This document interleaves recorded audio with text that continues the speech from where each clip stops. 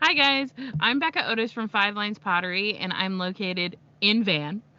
And I'm Ryan Durbin from RD Ceramics, located in Highland Heights, Kentucky. And welcome to Wheel Talk. Alrighty, we are live. We are live. Oh gosh, can you see the timer on my screen there? Yeah, Okay, that's that's gonna the be best. annoying. I think it's the best thing in the world. I don't know what you're talking about. Um, well, now I can't say when we started because it's got the timer in there. I mean, it's fine. It's got a timer. Do you care? I don't know. We'll see when I download this whole thing for when I edit it. Anyway, continuing on. Hello, Ryan. Hello. How is life? Happy Monday. It's Monday. We never record on Monday, so it feels weird. It feels like a day that doesn't even exist in the week, honestly, to But me right now. yeah, but we need to catch up because we haven't catch up on podcasts because we've Yeah. taken some time off the last couple weeks. So You, me, you. It was you. It was all you. yes. Yeah, I went on vacation and still did the podcast there. You went on vacation and was like, Becca, we're not doing the podcast. Exactly. You wanted me to get back to our hotel in New York to record a podcast. No, I sure didn't because I am a good work wife, okay? Mm-hmm. I I am a good I'm a good throuple wife. For everybody that doesn't know, I always tell people that me, Rachel, and Ryan are in a throuple with no physical contact. Do you say that? Who do you say Yeah. that to? Everybody. No, you do not. I've never heard you say that. I do. You've never said it in my presence. I sure have. You just Uh, weren't listening. Besides right now. Yeah, I told Hannah that. Was I'm in a Rachel there? house. I'm in a house with three dogs, and they're like trying to get outside. You're fine. Yeah, Rachel was there. She laughed. Well, Rachel's heard me say it for sure. Okay, I don't know that I have. Maybe I just haven't listened to it, like you said. Yeah, because you're like Becca just says things offhand, That's and it's possible. annoying anyway. I Hey, didn't say buddy, that, but look at the dogs. you do say things offhand. Come on, let's go outside. Booker. There's a puppy. It's a puppy. Go on, Booker. Go. Oh my gosh, Booker. so cute. I'm at a house right now. I'm at Aunt Michelle's house. This is Aunt Michelle's and Roger's house. That's Melissa's aunt. And they have three Wieslas. Wieslas? Wieslas? Vizsla. Three Vishla? Vizslas. And one Yorkie Shih Tzu Schnauzer. Wow. Yeah, it's pretty great. And they live in a mansion in Pennsylvania. It's giant and it's beautiful. So yeah. Yeah, and this is and Roger's the one talking in the back. It's not How does really he a feel? mansion. How does he feel about you saying the word mansion? Because I feel like that probably wouldn't be something that'd be one of your Roger, Becca things. Ryan wants to know how do you feel about me saying you live in a mansion? Sorry. Oh, he's eating chocolate. Um, So but that's neutral. it's one of those like historical homes in like a small town in Pennsylvania, which I learned today it's actually called a borough A in borough. a Oh, boroughs. kind of like in New York where they got the Yeah, kind of boroughs. like in New York. Yeah, it's a borough, but this is like an actual town. It's like 2,500 people. They're nodding at me, telling me if I'm correct. 2,500 people, and you guys are on the podcast, by the way. Um, and they yeah, so they live in this big old house and they do a bed and breakfast. What's it called? So they can The Hatch House Bed and Breakfast. so if you want to go to the cutest little town in Pennsylvania called Towanda, you can pretend that you're in a Marvel movie Um, it's called the Hatch House Bed and Breakfast. Get on it. They have a pool in the summer and it's heated. What Yeah. about hot tub? They have a hot tub? Do you have a hot tub? No hot tub. Sorry. Heated You would pool, be though. in it right now, probably. I would be in a hot tub right now. If they had a hot tub, I'd be doing the podcast in the hot tub. You never pass up That a hot is, tub. I don't. Ryan's getting a hot tub soon. Yeah. Well, we got to figure out the electrical part of it. Yeah, because you need a 220. Yeah, I you have think a fucking so. old ass house. You're not gonna have enough electricity for that shit. I You think can't we even will. have you can't even do your kilns. Let's go. What are you talking about? Go, Upstairs. go, Let's go. go. I can- Booker. Oh my gosh, Booker. Booker, you're I'm up. too fat for this. Go. Get I can do my kilns. upstairs. I mean, kinda, What do you mean, kinda? My kilns don't short out. but you can't do two at the same time. So that means you can't run the hot tub at the same time the kiln is going. No, the reason we have that is because we have one wire going to both kilns. It's the same. It's Oh, the same wire. There's not two different wires to go to the breaker box for each kiln. are you on a 300 amp service for your house? I don't know. You're not. It's got to be 150. There's no fucking way. I don't know. Your house is way too old to be on a 300. Um, I don't know. We were weighing the options because there's technically like plug and play options that are run off a 120, but the heater yeah. can't run at the same time as the jets, and it can only heat from the what I was looking up, it can only heat about 1 degree an hour. Oh shit. Yeah.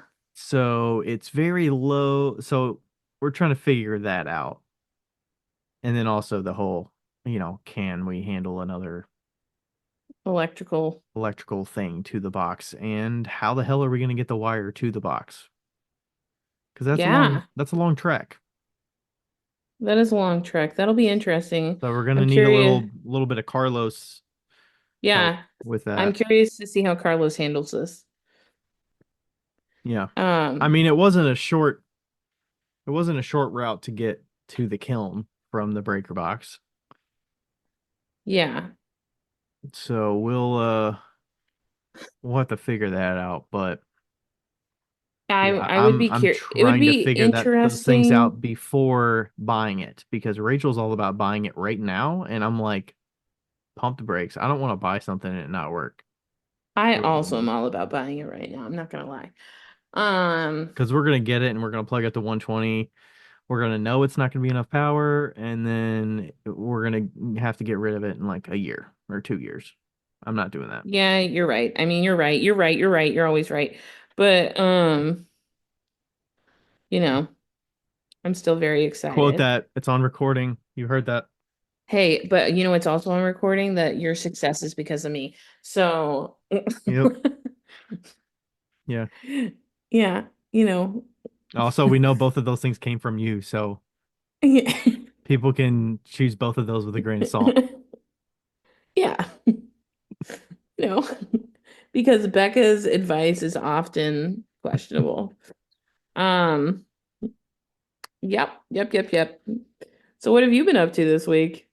And We just went to family wedding in Lexington, so went to that Saturday, stayed the night at that nice hotel in downtown Lexington, the Manchester. the Manchester. That's really nice. They have a nice like bourbon bar and they have a tiki bar on the top floor. That's cool. So the bartender had an eye patch. That was fun. Ooh. Did he He was have also he was also a little flustered. He was kind of a dick, but it was fun. did he also have like a like a pirate logo? No, but he did have a handlebar mustache. Have eye patch and a handlebar mustache. Yeah. That's what's up. So I feel like his like coolness was to a certain level that he could be a little bit of a dick.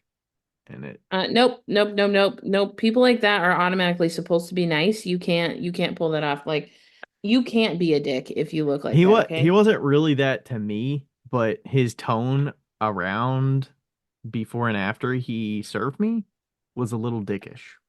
A little dickish. I see. Um, that's fair, I guess. I mean, like, I would also want to be a dick if I was a server, so because I'd be pissed at everybody Yeah, I for don't being know. alive. I mean, there was a big they had like a concert venue that shared at the one end of the building, and there was a big concert going on. So maybe there was a bunch of Ah, people going in and out of there or coming into the bar that were from there that were not as enjoyable. yeah, that's fair. But yeah, that was Also, pretty much the weekend. It was at a cider mill, so oh, outdoor kind of barn reception sort of thing. And didn't do much yesterday. I mean, I threw a bunch, but well, that's good. You've had it's, kind of I stuck feel around the like house. you needed that, you know? Yeah. I need some studio days. I got some days this week that I'll be in the studio. So I got Yeah, the holiday show this weekend at the house. I that's exciting. got the new signs out in the neighborhood. I got a couple on the street, and then I got a couple up kind of by the post office. And one of the police officers was like patrolling or whatever, and he was like asking me when I was putting the one sign in, "Hey, how long is that gonna be there?" I just said, "Just a few days. I'll be here till Sunday." And he's like, "All right, that's fine." Because it was It's like easement city property, and I was like read the sign, bro. It's gonna leave when it's done. well, he was pulling on the street. He wasn't looking as close as what was on the sign. Because Sure. I was kind of just putting it there. Like I didn't ask anybody when I put it in that specific spot. Listen, we know it's easier to ask for forgiveness than ask for permission. That's our lot in life, I you mean, know? I did look up some information about putting it on property that was the post office, and that is not allowed. So that's the reason I didn't put it on the other side. He was like, normally we have people put it on the other side of the grass, and I was like, well, that's like post office property, so I was a little unsure. You're not supposed to like advertise on federal property like that. Yeah, and he was like, "Thanks for looking that up. That's why you're allowed to keep this here." We No, don't I like didn't. it. I don't think he heard that part, but I'll remember that for next time. Yeah. And now you all know this is the one thing that you learned today was that you can't put things on post office property. So, Of course, some people put little advertisement like sticker things on the window inside the lobby area, so I don't know if that's supposed to happen, but yeah, I don't know. I don't know very much about post offices and their laws and their rules, but nice. if Becca's you doing a guys, little painting here. yeah, I'm gonna paint tonight, and I've got these. I'm gonna do a free advertisement because I actually messaged these guys on Instagram. The brand is called Ooly, Ooly, and if you have kids or if you like art, you should definitely look them up because they have the fucking coolest products. I got their watercolors. They're all neon watercolors. These are gel crayons.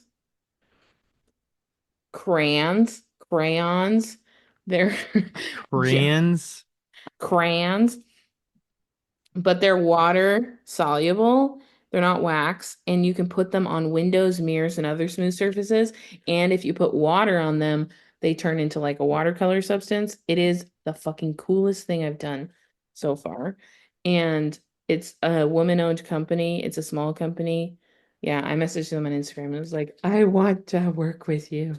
Is that where you got the watercolor pads from?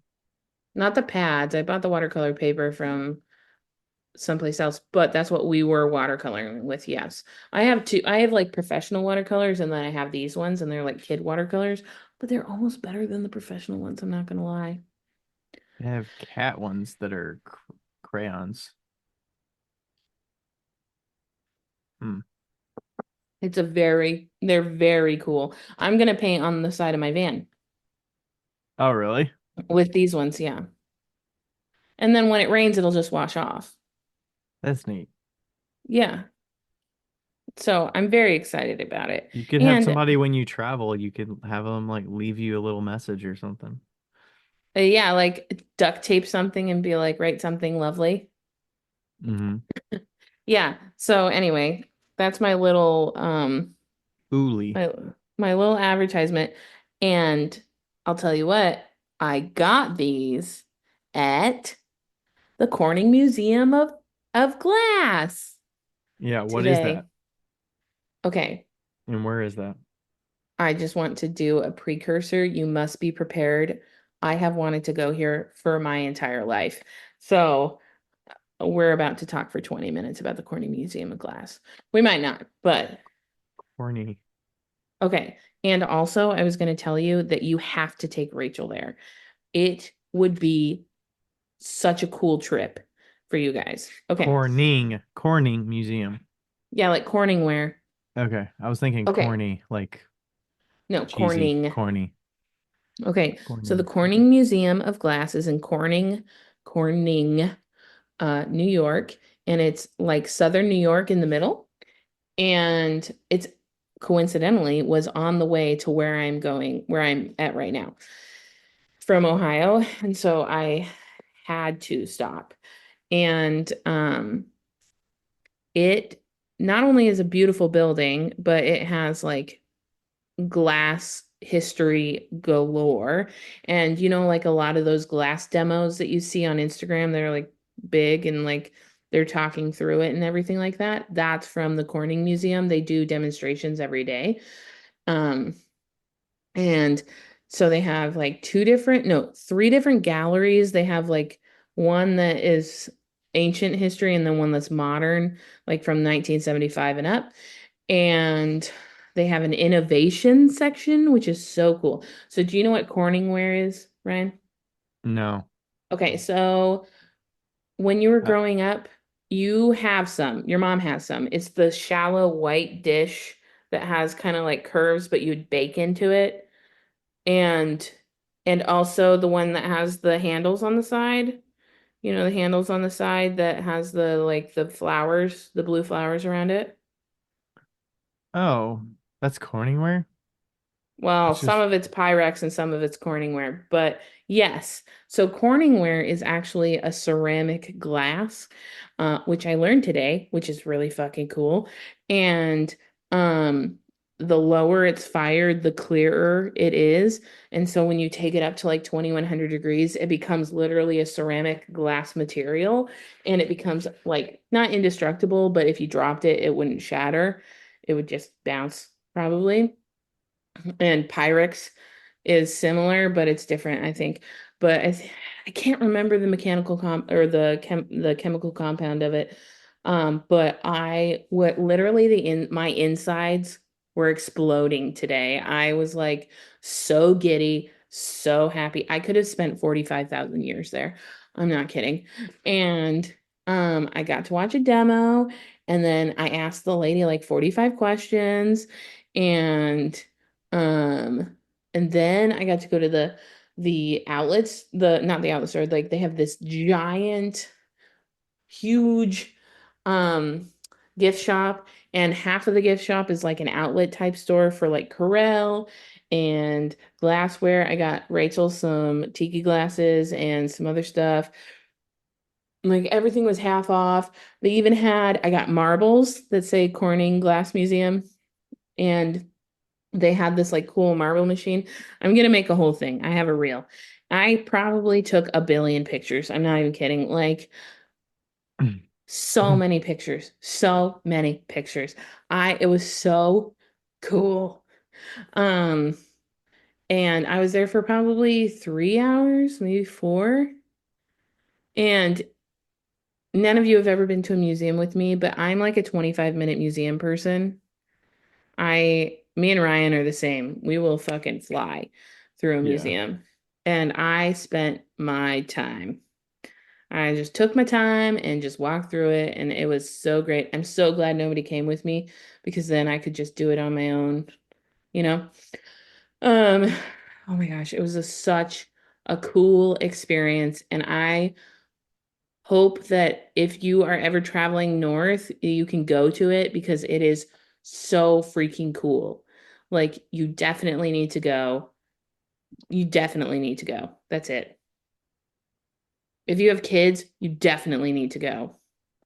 Because they had like a periodic table of elements in glass. They were like in glass bulbs with water in them. They were so cool. It was so These cool. are sweet. I'm just looking at the shop.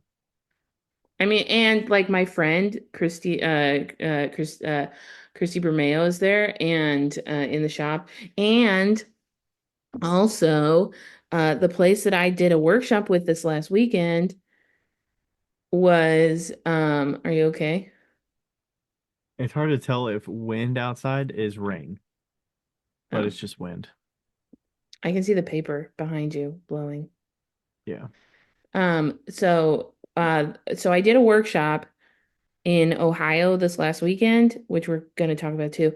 And her husband was in the gift shop and he had like a huge display. His marbles, which were fucking beautiful, were $75 for a marble that was the size of a quarter. Oh my gosh.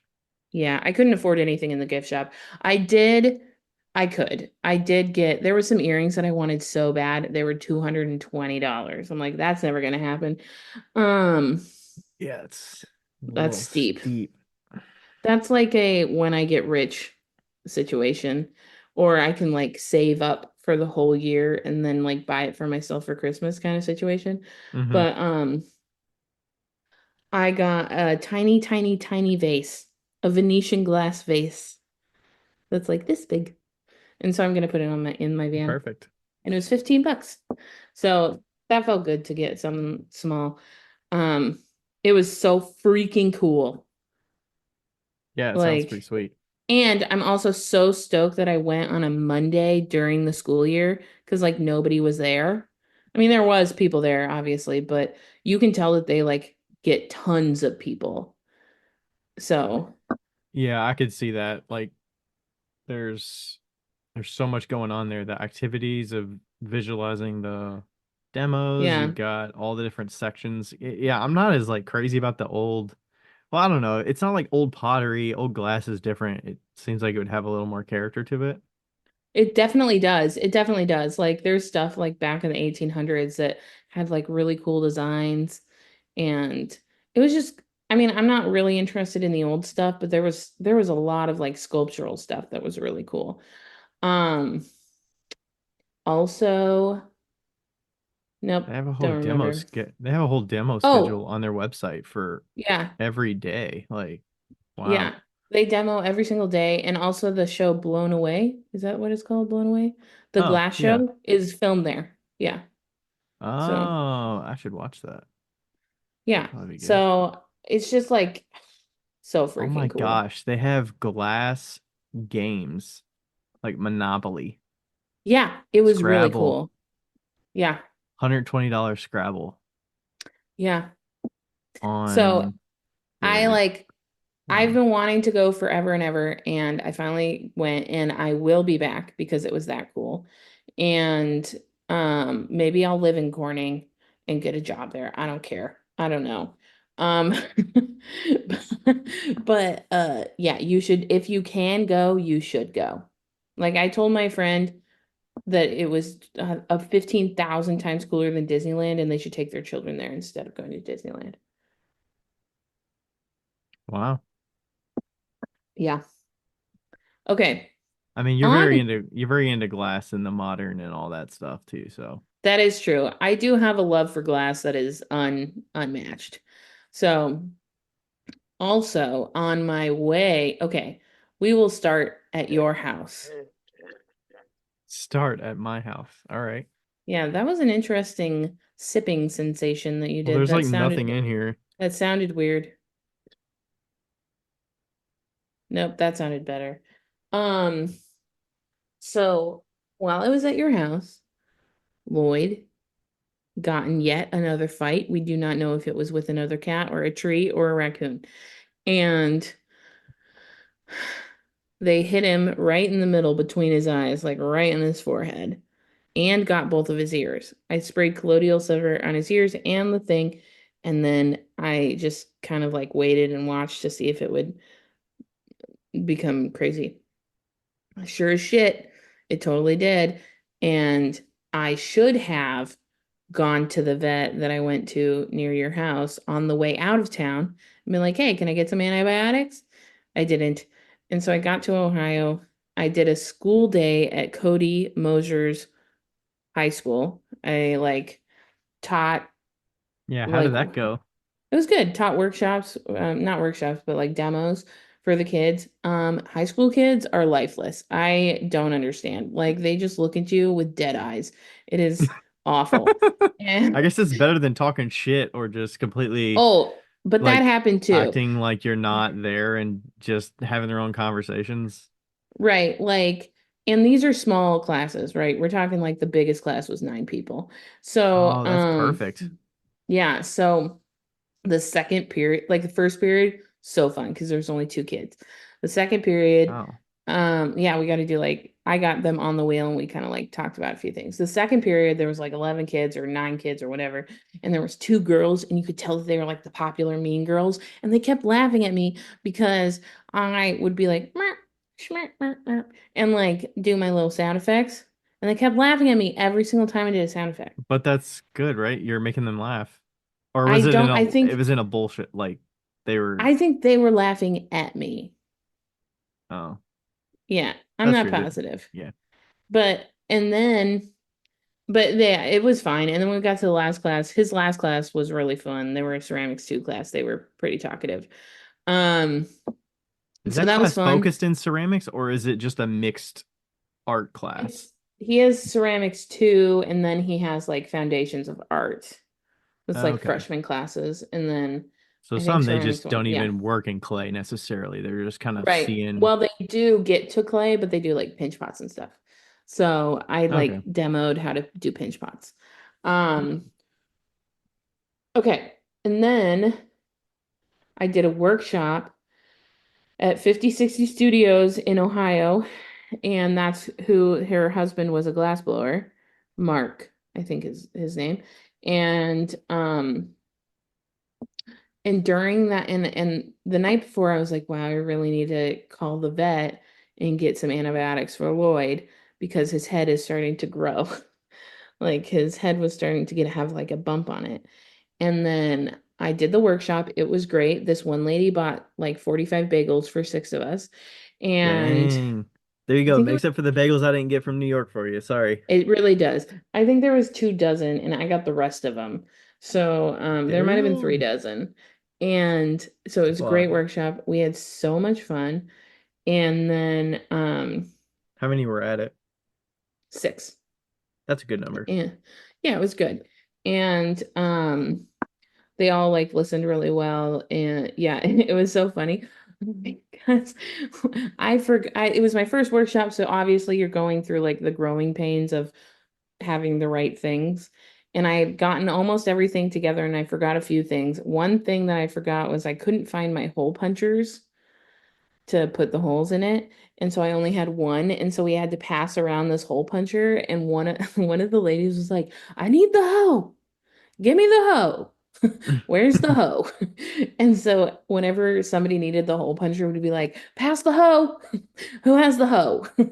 And so that became a little bit. And then every time they'd mess up, they'd be like, 911, I have an emergency. And so I would like go over and fix them.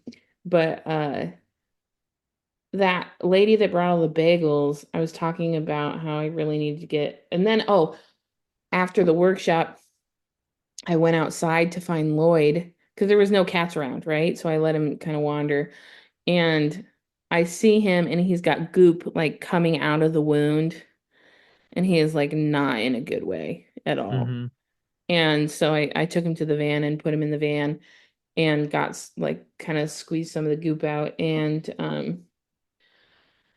was trying to call vets and everybody was closed because it was like 4 p.m. Hmm. And the lady goes, how much like you can go to an emergency vet in Toledo. And I was like, how much is that? And so I call and she goes, I'll pay for it. Just go. And so this lady just handed me $200. Like she was so nice. And And I was like, but do you have enough to give? Because I don't want to take your money if you're fucking living in an RV, you know, living in a trailer park and you don't have enough money to give. But Right. but she's like a super giver. She's just like definitely a pass it on type of lady. And I've decided that that's what I want to be when I grow up. I already am that way a little bit, but I want to be, if I ever get rich enough to just give all my money away, that's my plan. Okay. And and so I took him to the emergency vet. He's on meds now. And then I set off to go to Corning and I stopped in this like probably at 9 p.m. I stopped in this town. I don't even know what town it was in Pennsylvania. And I was like, okay, great. I can find a park. He's on antibiotics and he's on um gabapentin. So he should be mellow, right? He's been sleeping for 6 hours. And I stop at this park. I was like, yeah, I'll just stop at this park and we'll get out and walk around. This is something we do often. Like stop at a park, walk around the baseball field, and then get back in the car, right? Right. Stop at the park. He gets out and is running away from me. Like I cannot catch him, He's like, essentially. you Like did this to me. yeah, yeah. He's like, fuck you. I'm out of here. And so he like walks into this person's yard and I'm like walking on the sidewalk, like trying to get him and calling him. And he walks across the street, goes into another person's yard and just keeps going into other people's yards. And it's like 9:30 at 10 o'clock at night. And I'm like, Oh I'm not shit. getting shot tonight. That's not on the agenda. So like I'm Yeah. not fucking going in these people's yards. And this motherfucker left and just wandered in the forests of this fucking Pennsylvania town for 3 hours. Oh my gosh.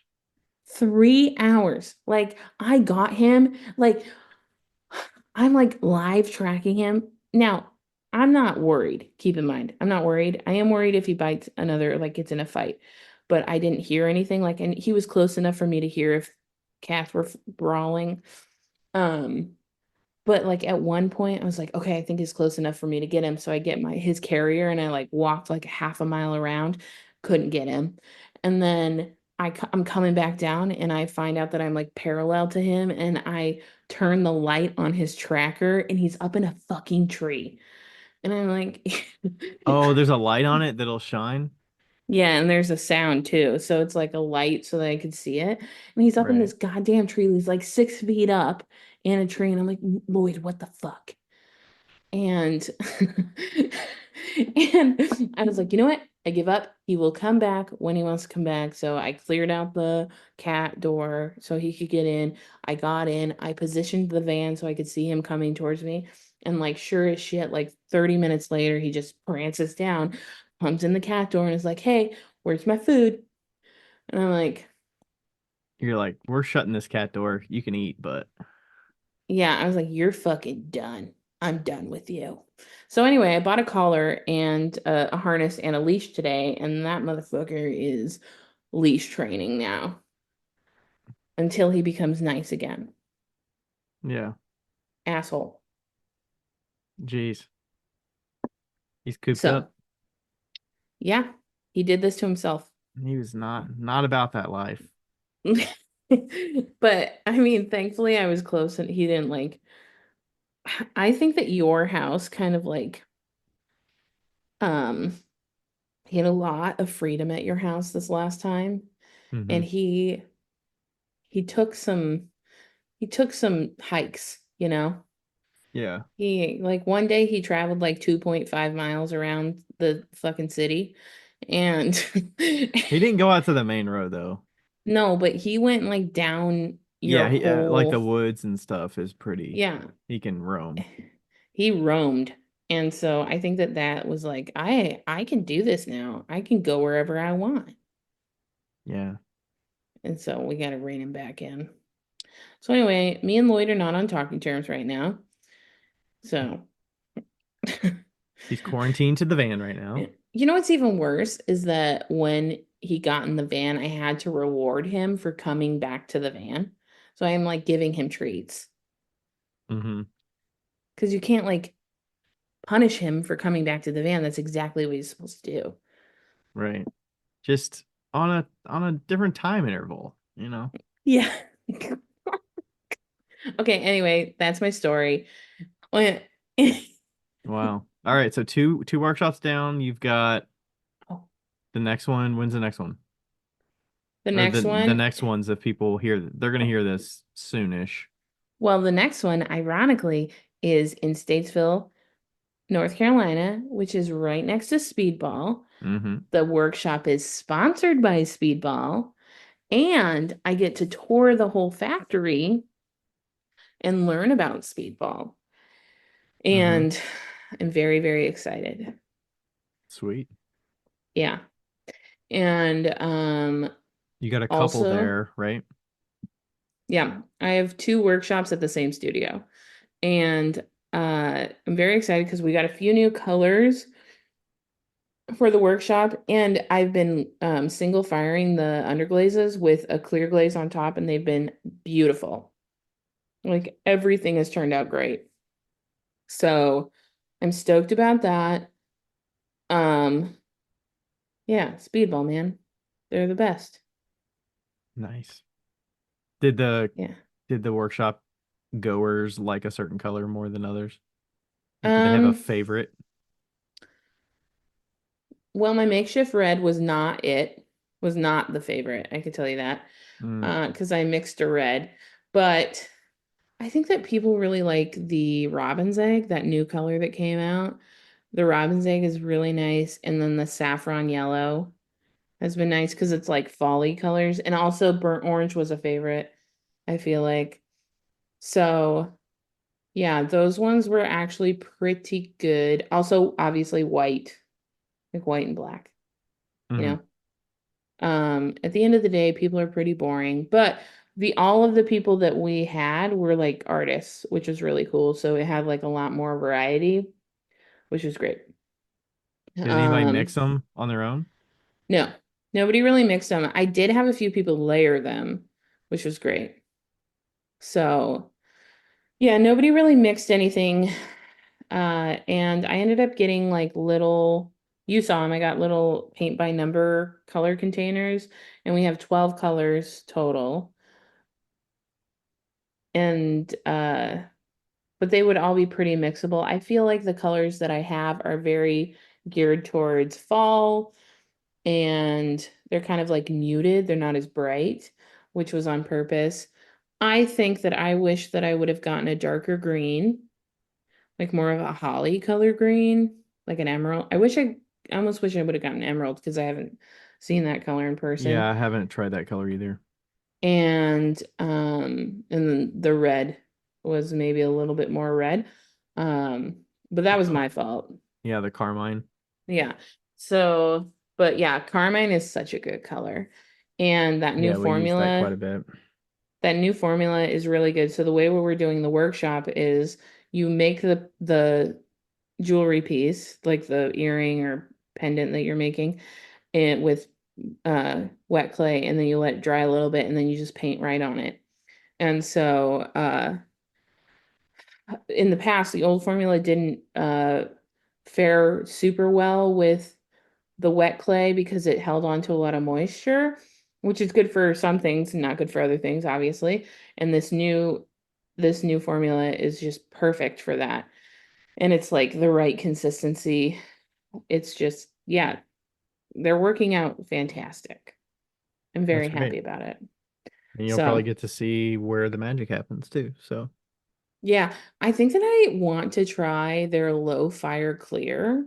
I haven't tried Speedball's low fire clear yet, and so I think that I'm going to ask him if I could try that because I fire a low fire clear on top of the jewelry to cone 4, and it just fluxes out a lot better. So I think I'm going to try the Speedball low fire clear and see how it fires to cone 4. Cone 4, cone 5. yeah, So yeah. sweet. Well, if you want to see all of these awesome colors that we're talking about, Ryan, do you remember my jingle? SPEEDBALL Speedball.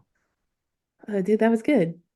You can find all of that at Speedball. speedballart.com.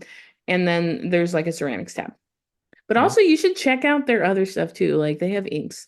And I kind of want to get into calligraphy a little bit.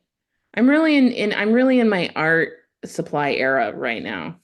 Yeah. You're getting all the tools. Yeah. All the tools that are like can be stored in small spaces. Yeah, exactly. Yeah. All right. Do we Mhm. want to do a listener question? Yes. All right. The first one comes from Savannah. Hi, hello. This is Savannah from SavJ Art, based in Indianapolis. Firstly, I love the podcast. I've been listening to it for years now. It helps fill the void that used to be filled by having lunch every day with Becca. My question Past is, coworker. yes, it is. My question is, what workshops and or short-term residencies might you recommend? Bonus points if they're in the Midwest, double bonus points if they're surface design or efficiency related. Thank you. Savvy Jacob on Instagram. Also, if you live in a Midwest state, I'm just plugging Savannah right now.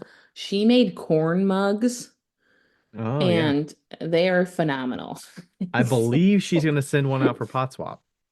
I believe she is, and I'm a little jealous that I'm not her partner. I'm not gonna lie. Yeah, it looks awesome. It's great. Yeah, she's amazing and she's grown so much in the last couple of years as far as ceramics is concerned. Okay, so I don't have very many answers for this except for the Kohler residency in Kohler, Wisconsin. I know you The answered Yeah, her. so when she initially asked it through email, I sent her back, most of the ones that I know of are in my area would be like Queen City Clay in Cincinnati. They have visiting workshops, like visiting artists doing workshops. Like I think they just had Samantha Hostert there from Chicago that does soda firing.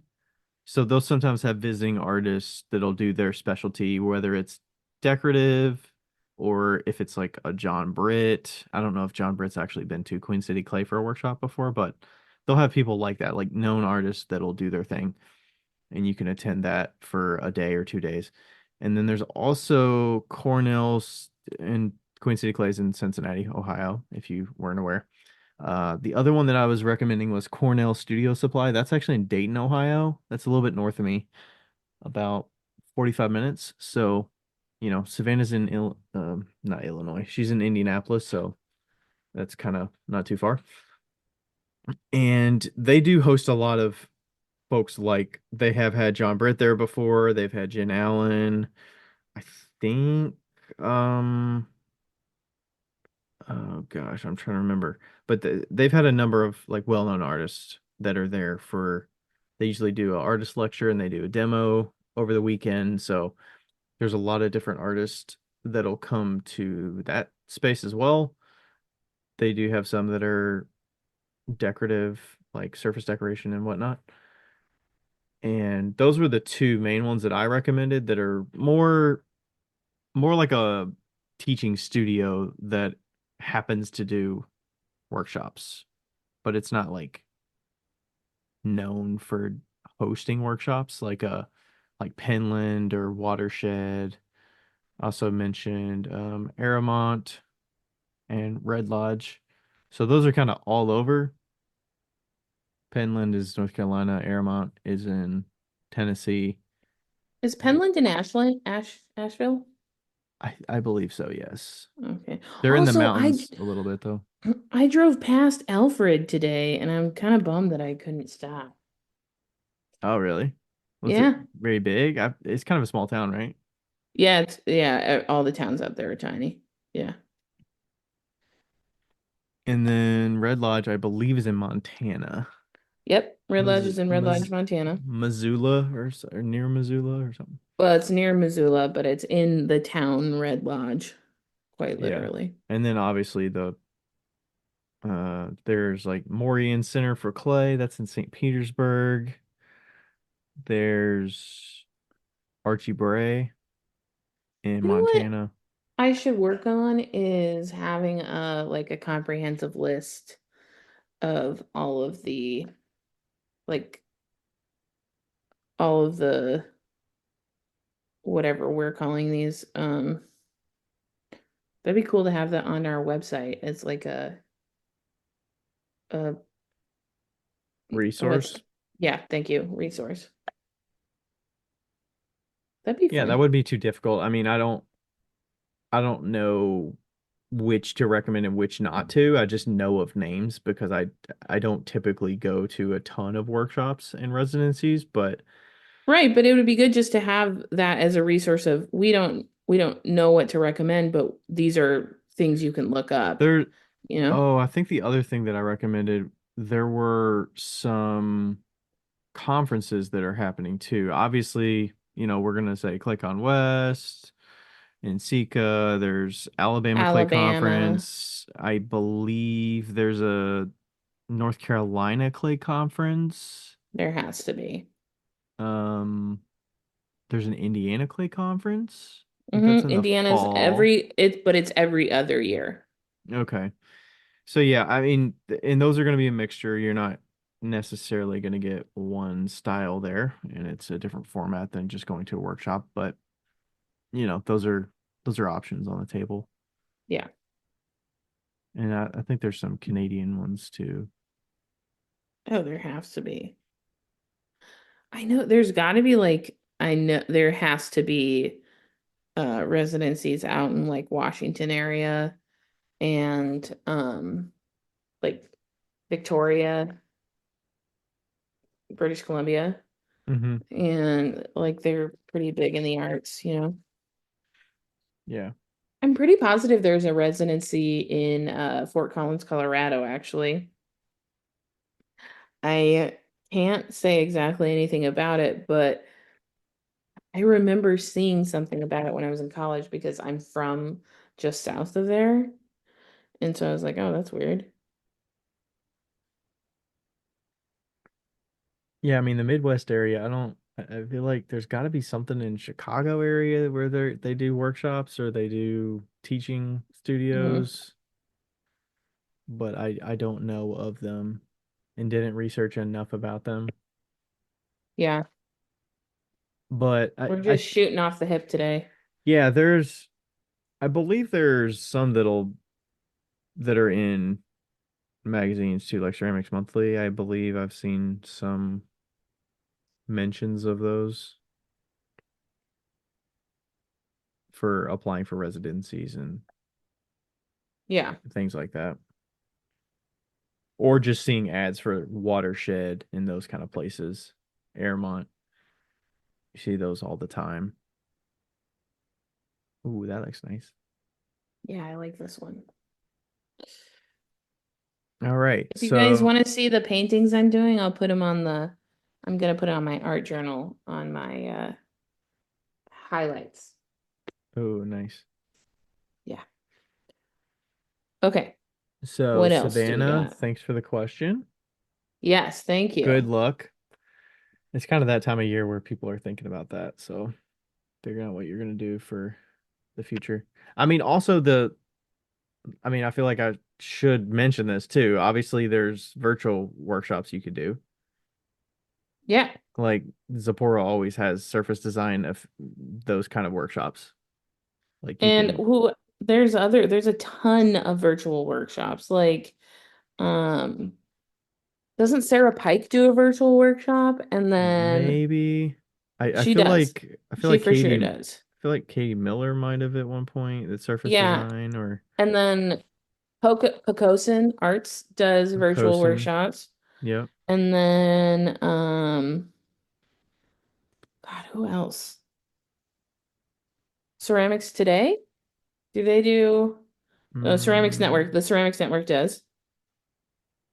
Ceramic Arts Network. Yep. And uh that's that I'm reaching my Yeah, cap. there's tons of virtual ones for sure. And individual artists do their own workshops of, their practices. So Yeah. it just depends on what you're looking for. All right. So the second question is from Jello Dot Designs. Janet. Jello. Janet. It reads, "Hey there, Becca and Ryan. I love your podcast. It is the voice in my studio these past few weeks as I go through all the episodes. I don't know if you have one of these, but I am at a loss on Pinterest. I have asked so many people when you are looking for decor ideas, where do they go? And it seems like Pinterest is often the answer. I have no idea how to promote myself on the platform other than paying them, and I'm kind of tapped out on that concept. Thanks so much. If this isn't the right thing to discuss, I completely understand." Oh, Jello Ryan has a dot designs. Pinterest. I have a Pinterest. I do not maintain it very much. I I actually, mean, I have a Pinterest too, I guess, but I yeah, don't I know how to use basically put it. put effort into it about, and actually I got to re-download it now because I haven't used it in so long. I mainly put a lot of effort into it in 2018, 2019 timeframe, and I just went Yeah. crazy with posting every video that I had that was kind of demo related, and those tend to get the most views over time. But the great thing about Pinterest is it has staying power. Like my most popular videos that I still have today, if I were looking at the last 30 days, it would be posts that I made 5 or 6 years ago. That's how well certain videos and posts can stick around. I guess So pins is the right word for it, but how do you can you explain how what would you do? Would you like upload the video or would you find the link to the video? I think it does Like better if you upload it directly from your camera roll to Pinterest to instead of Pinterest. linking from an Instagram post to Pinterest. But Okay. obviously, that comes with a lot of time. It takes a lot of time to upload all that stuff. Mm-hmm. And there's actually a setting on Pinterest now that you can link it with your Instagram account and it'll Okay. cross post. I actually haven't looked at it in so long, but let me look at only pins created in the last 30 days. So they're not getting a ton of impressions for Instagram posts on there. Like the one that's got the most has got 148 impressions in the last 30 days. So like it's a very low effort kind of cross posting I'm doing now from Instagram to Pinterest, but if I were to manually upload them, I would probably have better results.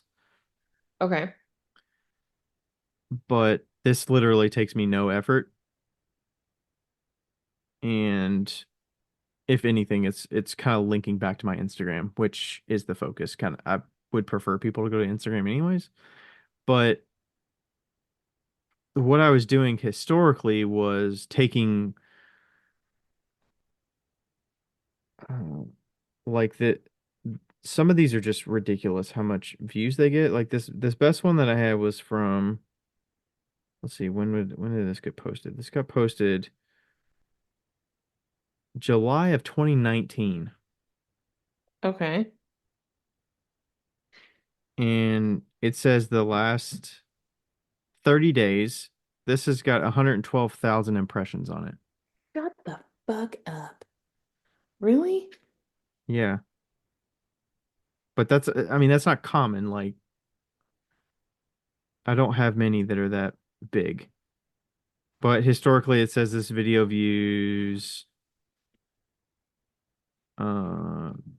video views is 1.6 million views since it was first put on there.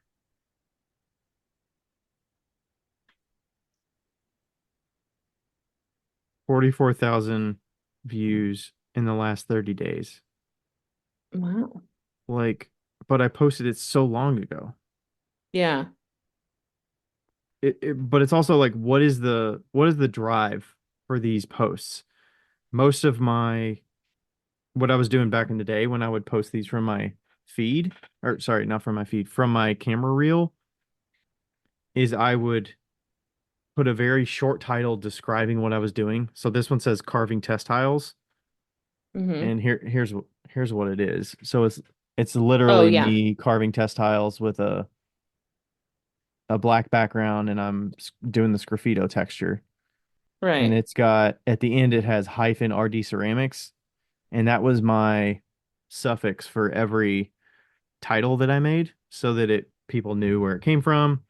And then the link on every one of these goes to my homepage of my website Okay. instead of my Instagram or Etsy shop or whatever. It goes directly to my website. So it does generate quite a bit of actual like traffic to my website. Like that one pin, it says it's got about 3,900 clicks in the last 30 Damn. days.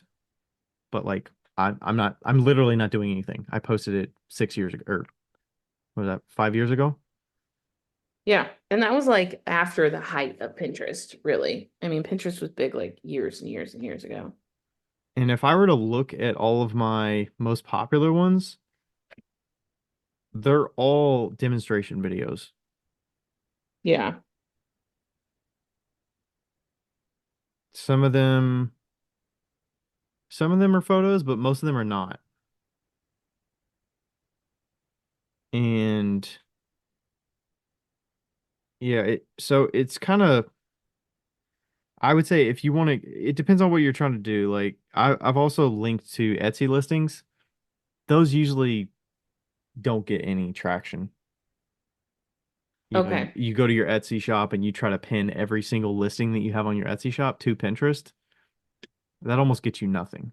I Okay. have rarely seen any engagement with those or impressions on those links at all. Probably because it's going to a a listing site and it knows it's a selling kind of like, or maybe people just aren't interested in it. I don't know. I My thought is, without evidence, is that they're just throttling links that go to e-commerce, or directly to Okay. Etsy. But yeah, so I mean it's, and also, do you post, do you post videos a lot? Do you take videos of your work a lot or not? Right. On there, name of the game is work in progress. On other platforms like Facebook, I think Isaac would probably say finished work, finished photos of work is the currency there. People like to see For him, yeah. finished stuff. Process videos are not really like, people aren't really watching videos as much on there, in my opinion, on Facebook. But, some of those process videos are kind of the currency on Instagram too. But, Yeah. sprinkling in some finished stuff as well. But yeah, that's kind of, if I were going into trying to build an audience on there today, I wouldn't put too much focus on it, but I would prioritize the videos first. Maybe do a Yeah. sampling. Maybe upload 5 or 10 videos and upload 5 or 10 photos, like your best quality photos of your work. And I mean, you're not going to get quick results. I would say give it a month or two, like 3 months or something, and look at those and see how they're doing and which ones are resonating more than others. I do think the titles also help, to if it's something heavily searched for. Like I did have a couple of these that were photos that did okay, were ones that had the word booth display in them. Mm. So people might be, small business, getting into it and looking for, A booth display, quite yeah, literally. just what a booth display looks like or whatever. And I mean, they're not great. This is a super old photo, so it's not the best, but Yeah. you can see kind of what it Was that is. at the spring fair? Yeah, Spring Fair from probably 19, I would guess. It's crazy that I know that.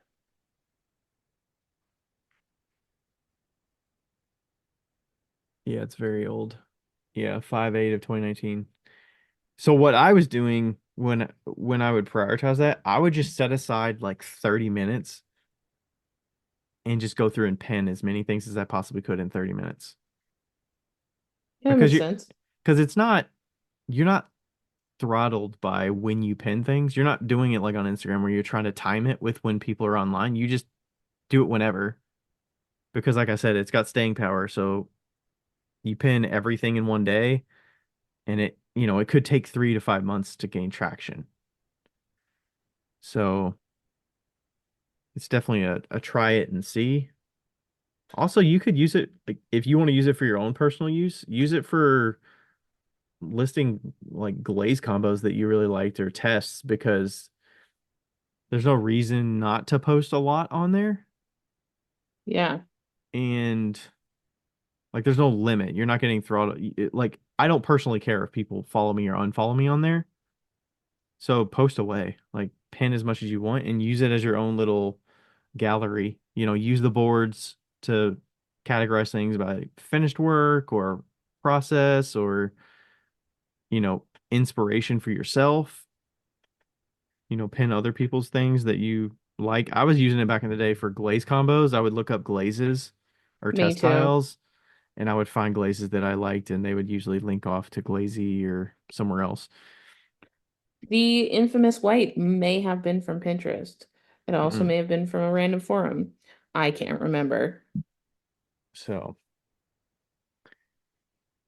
yeah, that's what I would recommend. I wouldn't, kill yourself to say I gotta figure this out, but just kind of sample it a little bit. What did you do? I mean, you posted for a little bit on there recently. Yeah, but I feel like it really wasn't like helpful. And I don't even know what I did. Like, I don't know how to use Pinterest. Did you go back I and check just, check and see like what if anything had any significant views or anything like that? no, but I sure can. What were you linking or how were you doing it?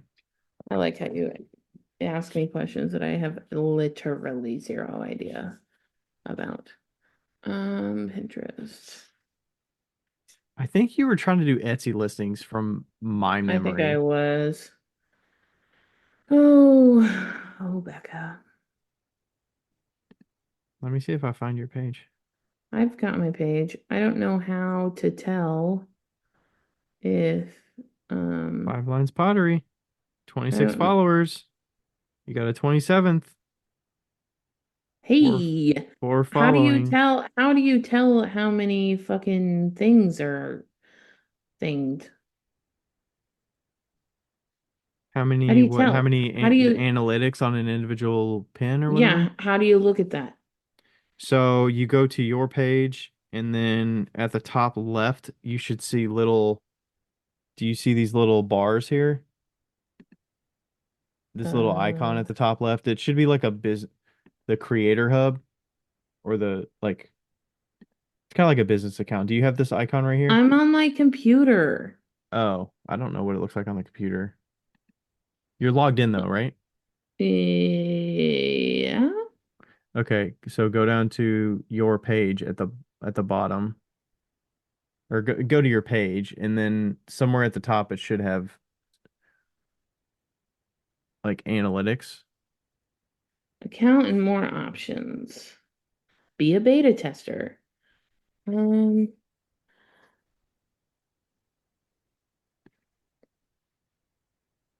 yeah, I don't know. It's under Oh, business wait, tools. If you can maybe see it's under business tools, reports.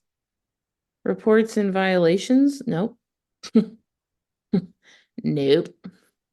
it's not under your Create. like account settings. It's under maybe you need to make it a business account. Oh, it says it's a personal account. Convert to business. Yeah, do that. Upgrade. Do I have to pay for this? No.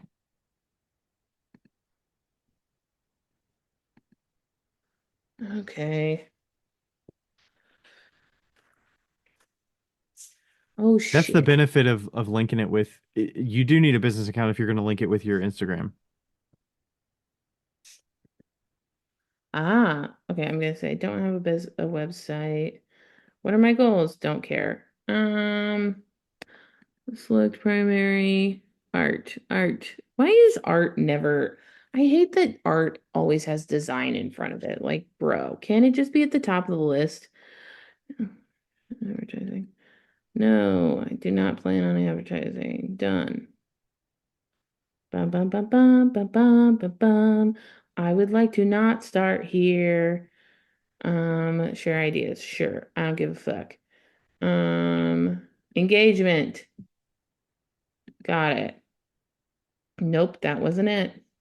So if you're on your phone, you go to your profile, and then at the top left corner there's like a bar graph sort of icon, Mm-hmm. and that's your analytic, that's your business tools, and then you can see analytics or audience insights. I'm in Business Hub. Business Hub? Creator Hub? Business Hub. Okay, I don't know what that is. Maybe I'm a creator on here. View Edit. audience insights. Audience insights is helpful. Well, I feel like everybody is You currently have a frustrated right business now. account. Yeah, so you need a business account to get the analytics and everything.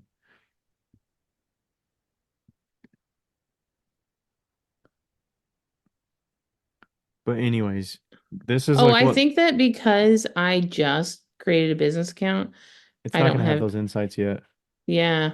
So this is kind So, of what it has for analytics. It's got, you can sort it by the filter by last 30 days. You can do it long time, whatever. mhm, It's got impressions, engagement. It's kind of like if you're looking at post insights or account insights on Instagram. yeah. It's got outbound clicks, so how many people are actually clicking on individual pins, saves, total audience size, engaged audience. So it's got some good insights there, and then you can see your top pins and it sorts it. You can change, you know, your metrics between impressions, engagement, pin clicks, outbound clicks, which would be okay. The outbound clicks would be going to the website. So I was a little misunderstanding the pin click. So pin clicks is people just opening the pin itself, not just watching it from the grid. Oh, okay. They must have actually clicked on the pin. So that was the 3,900. The outbound clicks was people that go to my website Okay. from that pin. So 55 people went to my website from that most uh most engaged pin in the last 30 days. So it's a good way to get some traffic. I think Kurt does the same. He doesn't put a ton of effort into his, but he does manually upload videos before he puts the audio and everything on there. I think he does it for YouTube too, for Yeah. like shorts. And I'm I like, was how do doing you YouTube keep shorts. up with that? It's just, Well, if you use, so I will say that if you use um Adobe Rush, you can literally upload everything from Adobe Rush before, like, out of the app, essentially. So you say is that what you like, use? yeah, I've used it a lot. Yeah. So I like will put it in, and then when you export it out, you can be like, you can post it right to YouTube from the app. So it doesn't even take any time. That's You just, convenient. yeah. So that's really convenient, and that makes it a lot easier. But How do you handle the yeah, audio side of that? you just do the audio on Adobe Rush. So would it be, so it would be copyright audio, and then do you have to select the audio that's the Oh, same you mean in, like the background music? yeah, You because there's a lot could, of copyright stuff with the way you have to do so that. yeah, I mean, like, I don't do that much audio. Like, I don't do music on mine if I'm gonna post it to like YouTube or something like that. Some people do it on Instagram, and then they have apps that will download it off of Instagram with the music, which is technically illegal. So I don't do that just because extra work anyway. Yeah, But I think if you have the video, because mine saves every post after I do a reel. I believe you can take that and then mute it when you upload it, and then you can like turn your volume down all the way on or all the way off of the video that you uploaded, and then you can add the background audio in YouTube. And I don't think it like has a issue with copyright. yeah, I think the shorts is exactly like reels. Yeah, but it can get a little complicated with having to, because you have to manually pick, if you're going to do background audio, you got to manually pick background audio in the different platforms that have it available. Yes, that's What? the only issue. That's why it's like easier to just do it without that. Yeah, that's true. Like, you know, yeah. So, yeah, I don't know. Uh, I'm not really putting time into it. Of both of these. I mean, I was doing YouTube Shorts a little bit, but it was just another one of those things that, Just another thing. yeah, and I'm good enough to get my stuff on Reels, and that's enough work for me. Do you know who should do YouTube shorts? Who? Advancer. They have the best reels. Like quite literally. They do the satisfying videos of the loading the kilns or scraping the shelves or Yeah, like whoever's doing their marketing, A plus. I don't know if I it's Malcolm I or think it's whatever, Austin. but is it Austin? I like they they sent me shelves and then they did a video of it and I was like, I'm gonna do a cool video too. Never did. I never did. Their Um, video was really good. yeah, it was intimidating. It was intimidatingly good. It was like I was like, I can't top that, you know? Yeah, Like, no. yeah, especially like seeing how thin their shelves are compared to the like the thicker you see what I did there? The thicker shelves. I knew as soon as you said it.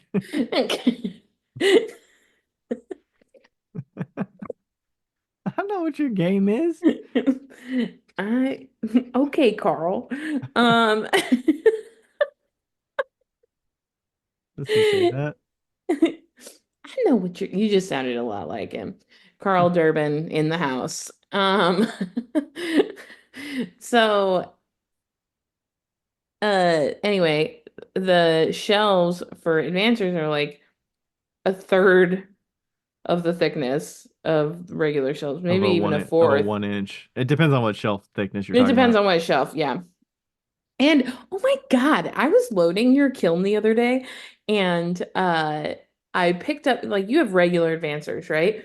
And then I picked up the ultra thin and I was like, what the fuck? That's That half thing the is thickness of a that standard one. it literally feels illegal to put that kiln shelf into the kiln. It is so ungodly thin.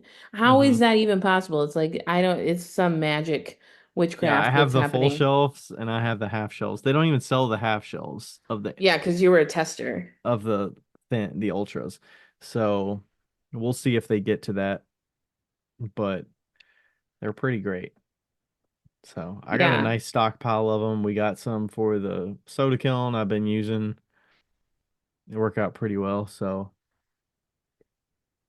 but yeah, I always Yeah. like their front loading feed posts or videos because those kilns really show the difference of how much you could fit with Oh, with the thickness of the shelves. 100%. It's crazy.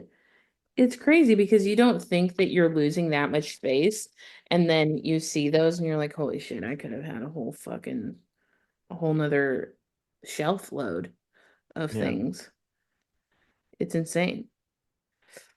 And I, you know what's funny is that every single day well, not every single day, but I often regret the fact that when I moved to Indianapolis, I got a different size kiln, so I had to sell all of my advancer shelves. It was a rough moment in my life. Yeah, I'm that's not gonna definitely a lie. decision factor when you're thinking about the kiln options. Yeah, because like I went from a 26-inch shelf to a 23-inch shelf, and I just 23 sold. inch? Yeah, that's what your shelves are. No, they're 21 or 20. 23 inches is the width of the Oh, walls. my bad. To a 21-inch shelf, Yeah. and like just sad. Just sad. That's all I have to say. Sad. Yeah. But also, people keep asking me about whether Advancer is coming out with the tiny kiln shelves for the Plug and plug and fire. fire, and they are. I don't know when, but they are. I So had somebody else ask me that too when they were so saw keep you a were lookout because they are coming out with them. They've like collabed uh with L&L, and yeah, they're gonna make some specifically for that kiln, which is great. Very excited for that. yeah. It every time I fire my actual jewelry in one of the in like the plug and fire, I remind myself of how happy I am that I have all those Advancer kiln shelves, which seems like an absolute like splurge, but I keep them so clean and pristine that they just everything just slides right off, and I never have to worry about anything coming off of the kiln shelf onto my jewelry. It's fantastic. Mm-hmm. Yeah. Don't need to reapply kiln wash or anything like that.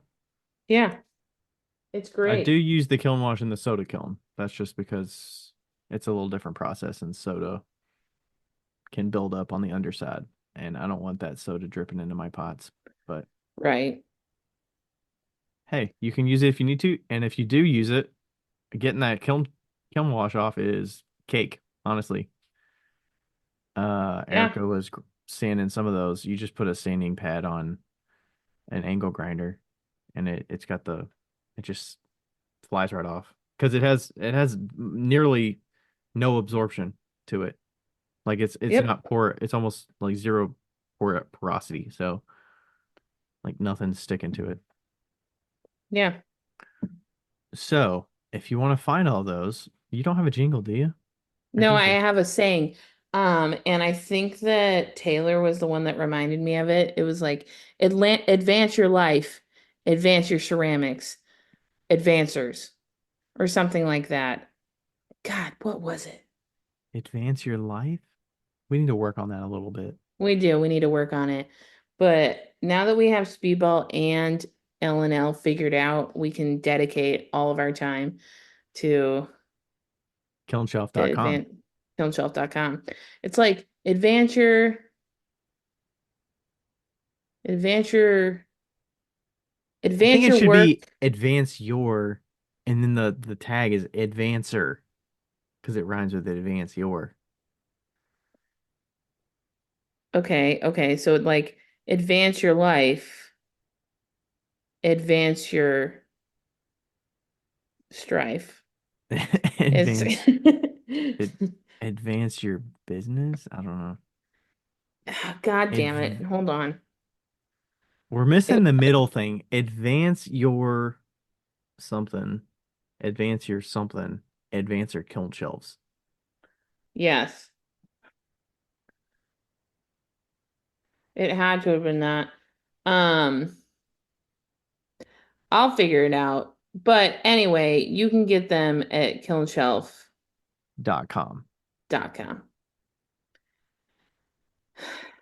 I just need to figure it out. And I can't remember who sent me what it actually was. I think honestly, it could just be Advance Your Life, kilnshelf.com. Like that is literally what you're doing. So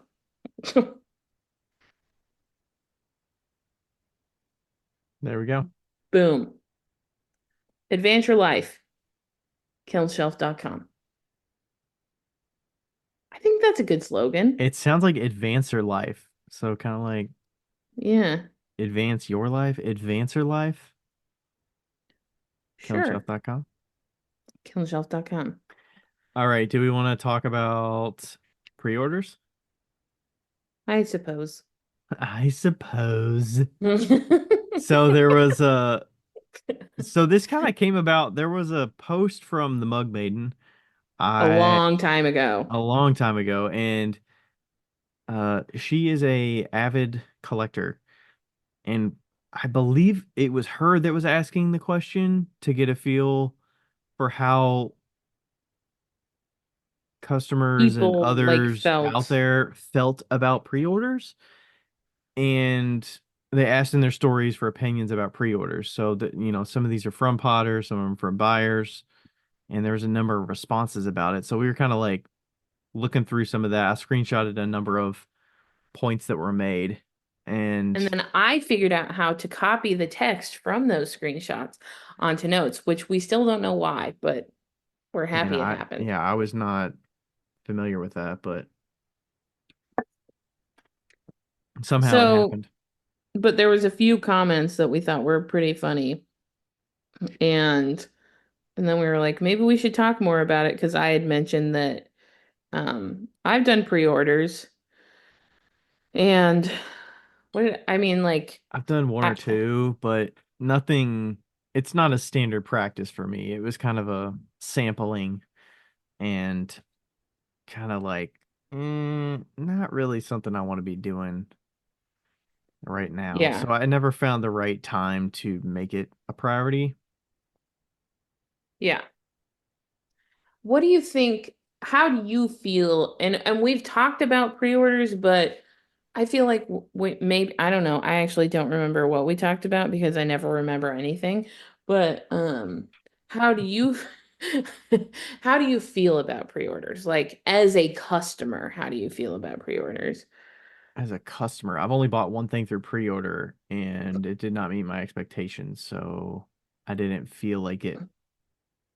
I, I, I didn't like a couple of different things. I didn't feel like the quality of the piece matched what was advertised, as well as the timeline was not educated very well Mm, of what to expect. hmm. And that's really all I can go off of. I mean, you buy it, you pay for it, you expect that it's going to come at some point. I mean, That's fair. a lot of times, you got to be flexible. I get it. There's things that come up, but to me, it seems like those items should be the priority when it's yeah Like you it already have the money, so it should go out as soon as you can. yeah, I think it should be a priority. Yeah, You shouldn't be making new bodies of work and advertising other restocks and things like that when you literally have people waiting for your product. right. I And absolutely agree. maybe it's not as, like, I get it. Some people advertise for other things. Like they can't have their feed completely empty while they're making pre-orders. But I mean, I think there's some back and forth that you can have. Not back and forth, but there's some information that can be shared while people Yeah. are waiting. It doesn't have to be as detailed as like a Domino's pizza order when you can see the tracking of every step along the way, Oh, but for sure. something besides Yeah. pre-orders are going out in the next week and it's been 3 months. Yeah. When I did pre-orders, that was like the biggest thing for me. I like well, I didn't have very many people that got them, but I like updated them as much as I could. I was like, it's gonna be shipping out on this week, like when they ordered it, and it was Etsy. So then when I wasn't done in time, I was like, here's the deal. Something happened. Um, Which something's always going to happen. which something's always gonna happen. And I said they'll be out next week, and they were, like I was pretty true to my word, except for Amy. But I shipped her 2 mugs instead. That was a whole different situation. But Those are the Domino's you're talking about, correct? yeah, the Dominoes. And Domino I pre-order. said when we were talking about it, like before we started recording, I was like, the only reason I did the Dominoes on a pre-order was because we knew they were all going to be the same, essentially. And um they were so much work that I would be fucking pissed if I made like 10 sets of those and I was just sitting on them. Hmm. Well, I think there's ways to ease yourself into it. Mm-hmm. Well, you Agreed. are you saying 10 sets of the 28 count? Because I feel like that Yeah, seems reasonable. that seems fairly reasonable. Not 10 But sets yeah, of the 12-12. Like that's right, unreasonable. Like you probably only need to make 2 sets of that. right. Hindsight, I would never make the 12-12s again. Um, Yeah, that I mean, I don't how many tiles is 12-12? 108? Is nine, that what it was? it was like, yeah, no, 93. It's a lot. It was a lot. It like went from 28 to like 100 and it was way too much. 91 dominoes in a double 12. 91. Okay, yeah. So, That's a lot. Yeah. but people ask me about those dominoes and they're like, "How were they?" And I say, "I would never do them again." 100%.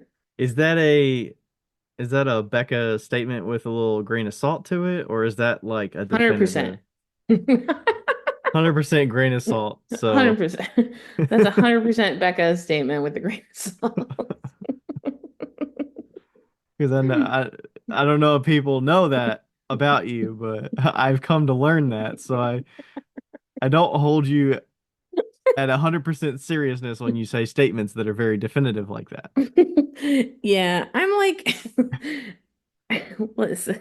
I'm like, when the time comes, she could change her tune, and it's just situational. It just depends on what's going on.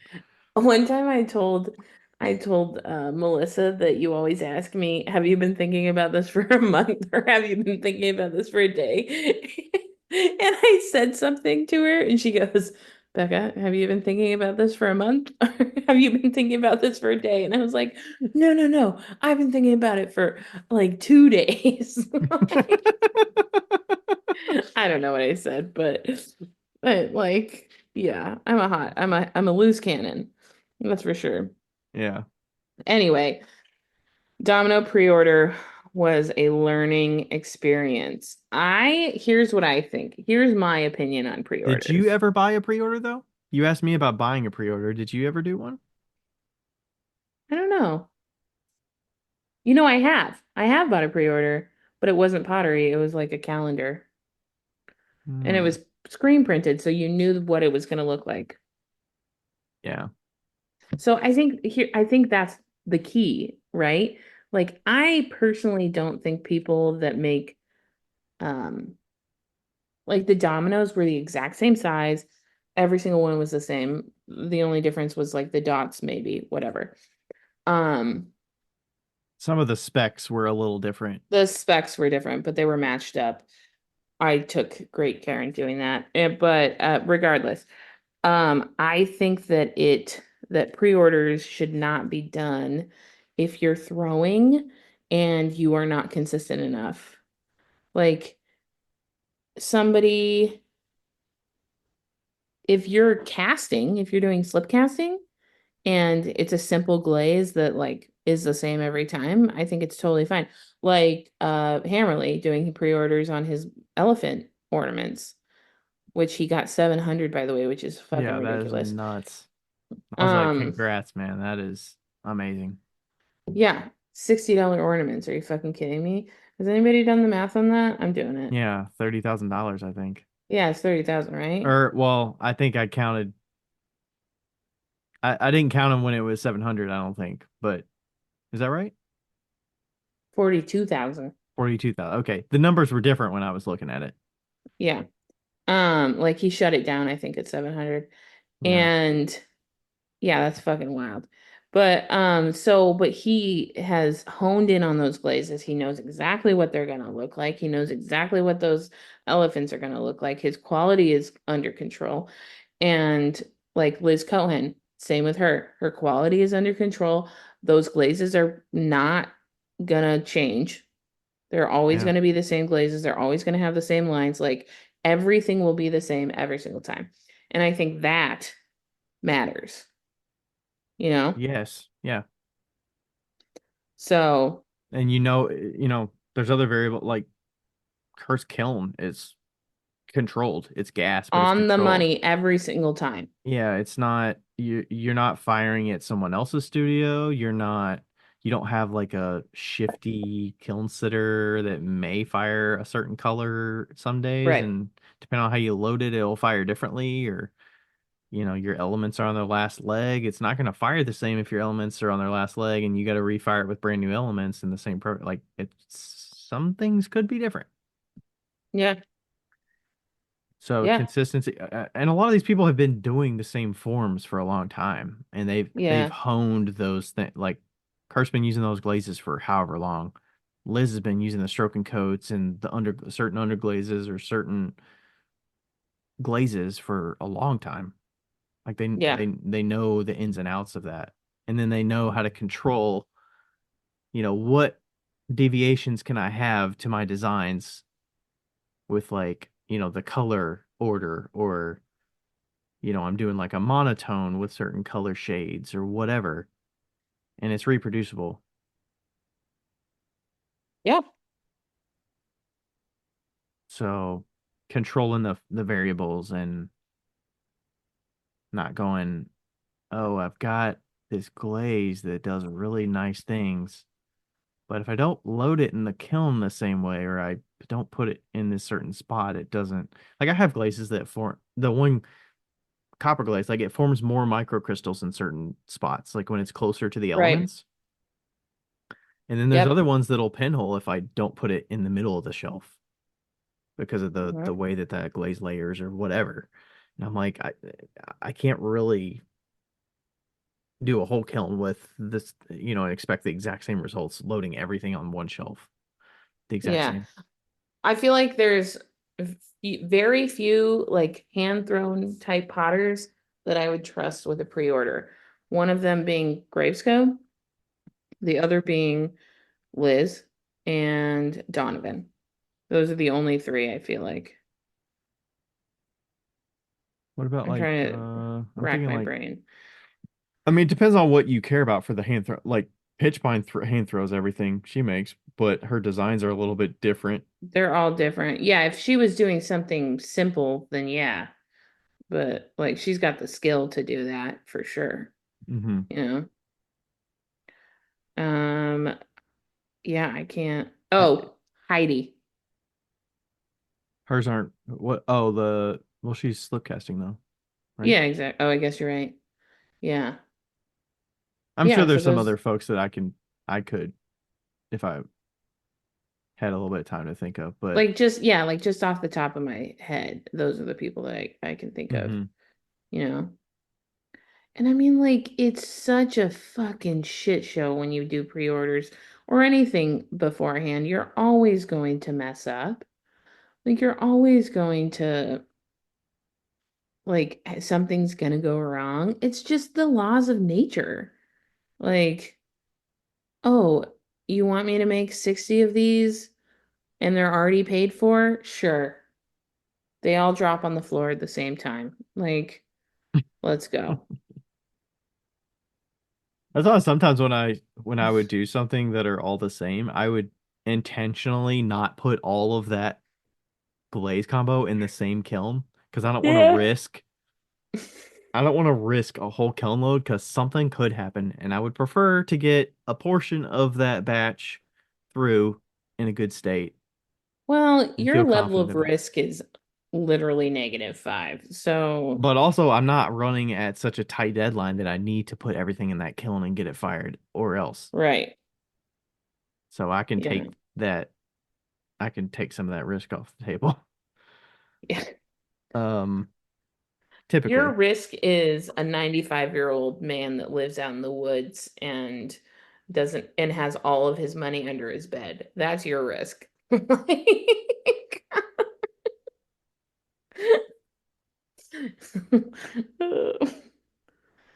uh, what can we So read some of the comments that people said because they're funny?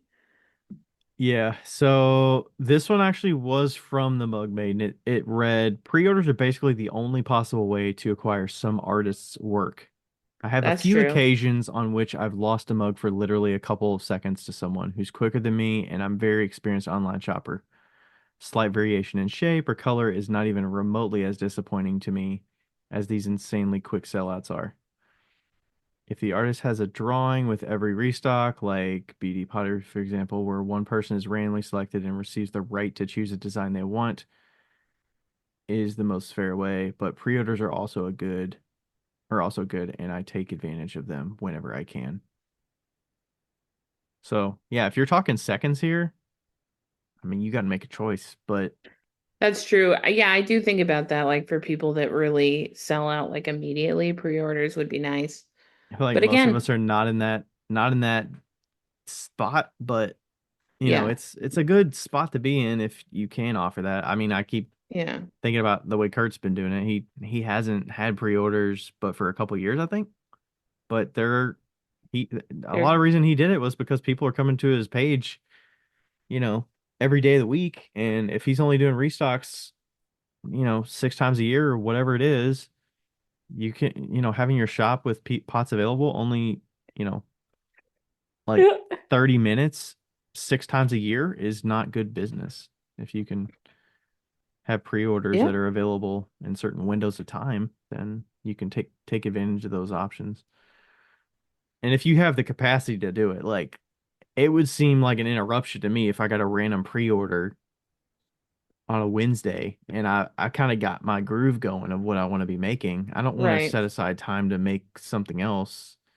And then keeping track of those can get to be a nightmare.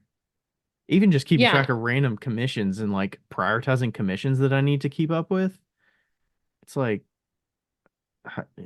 I lose track sometimes and I'm like, I don't know when I need to do this. Like, yeah, and I mean like not everybody has an L&L kiln.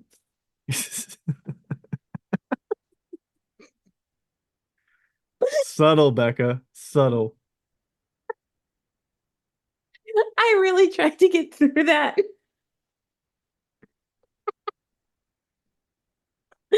Not everybody has an L&L kiln with a Genesis controller that fires perfect every single time.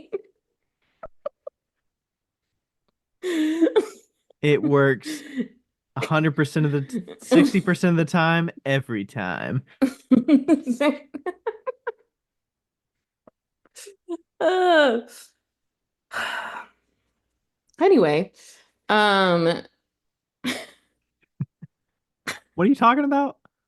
L&L L&L kilns. That's what we're talking about. How is your I figured out the perfect program to get a perfect cone 5 while I was at your studio. Yeah. Do you remember what it was? I think I could be wrong, but I think I mean, obviously there's a preheat, and then I think it's 400 degrees per hour till no, 400 degrees per hour till 200 degrees before cone 4. I think it's like That sounds 20. easy to figure out. Do I need Let to me look at look. my thing real quick? Do I need to go back and take a No, screen? no, no, no. No, I just need to know what cone 4's temp is. I think it was like 1980 or something like that was when I stopped. So, cone 4 temp at a rate of 108 is 2142. So I was at 1940. So it was 400 degrees till 1942, and then 108 degrees to an hour till 2142 with a 12-minute hold. That was a perfect cone 5. Now, I don't know if I could have just done that to cone 5 and it would have been fine, but that's what we did. So it That's the worked. benefit of having a small test kiln that you can just run through it and see Right. And I mean, what like, you different can just, programs work. yeah, and you could just make it up as you go, really, which is like the coolest thing. Like, every single time I was like, okay, well, I guess I'll add 3 minutes to Yeah. the hold. And I mean, like, yeah, I probably could have fired it to cone 5 at 100 degrees of but you do need to take a picture of that and send it to me so I can program it into mine. But Yeah, it was absolutely beautiful. And now I just have to figure out how to do that to cone 4. It should be the same. I would just pick, yeah, whatever the temperature is for cone 3. Exactly, and just do the exact same thing. So, yeah, it's been so fun to kind of like figure that out with the kiln. And I'm pretty sure yours doesn't have a temperature offset, but it's been really cool to figure that out with the kiln. Then also, they just got all of those brand new accessories, and I Mm-hmm. can't wait to see them in person. I'm gonna tour the L&L factory on the 8th, and hopefully I can take Nice. pictures and videos. And they We'll just hear got a about it. roll. Yep, they just got a rolling cart. Well, they got attachments that you can attach to the stand and with casters, and then they got a tall stand. I think that can be on casters. And I think it then can as well. that can have the controller shelf, and then they got a controller shelf for the Wall wall, mount. a wall mount controller shelf, which is really nice if you're not moving it around. So, um, yeah, there's a lot of good things coming out of this plug and fire. I don't know if they expected it to be such a I like a didn't know. big thing. I mean, honestly, it's a good option because the price point So good. and like, the market for people that already have big kilns is probably not as big as people that are willing to get a test kiln or people that are getting their first Right. kiln. Like Yeah. selling a test kiln to somebody that's already experienced is like, man, I could use that. And I have space for that. Yeah. And you know where it can go because all it's got to do is plug into a regular outlet. Like, Yeah. there's not a It lot was of decision making going on. Yeah, and I'll tell you what, like being able to go into, for me, being able to go into a workshop and say, hey, I have my kiln. We can just plug it into the wall. You don't need anything special, is like unheard of, right?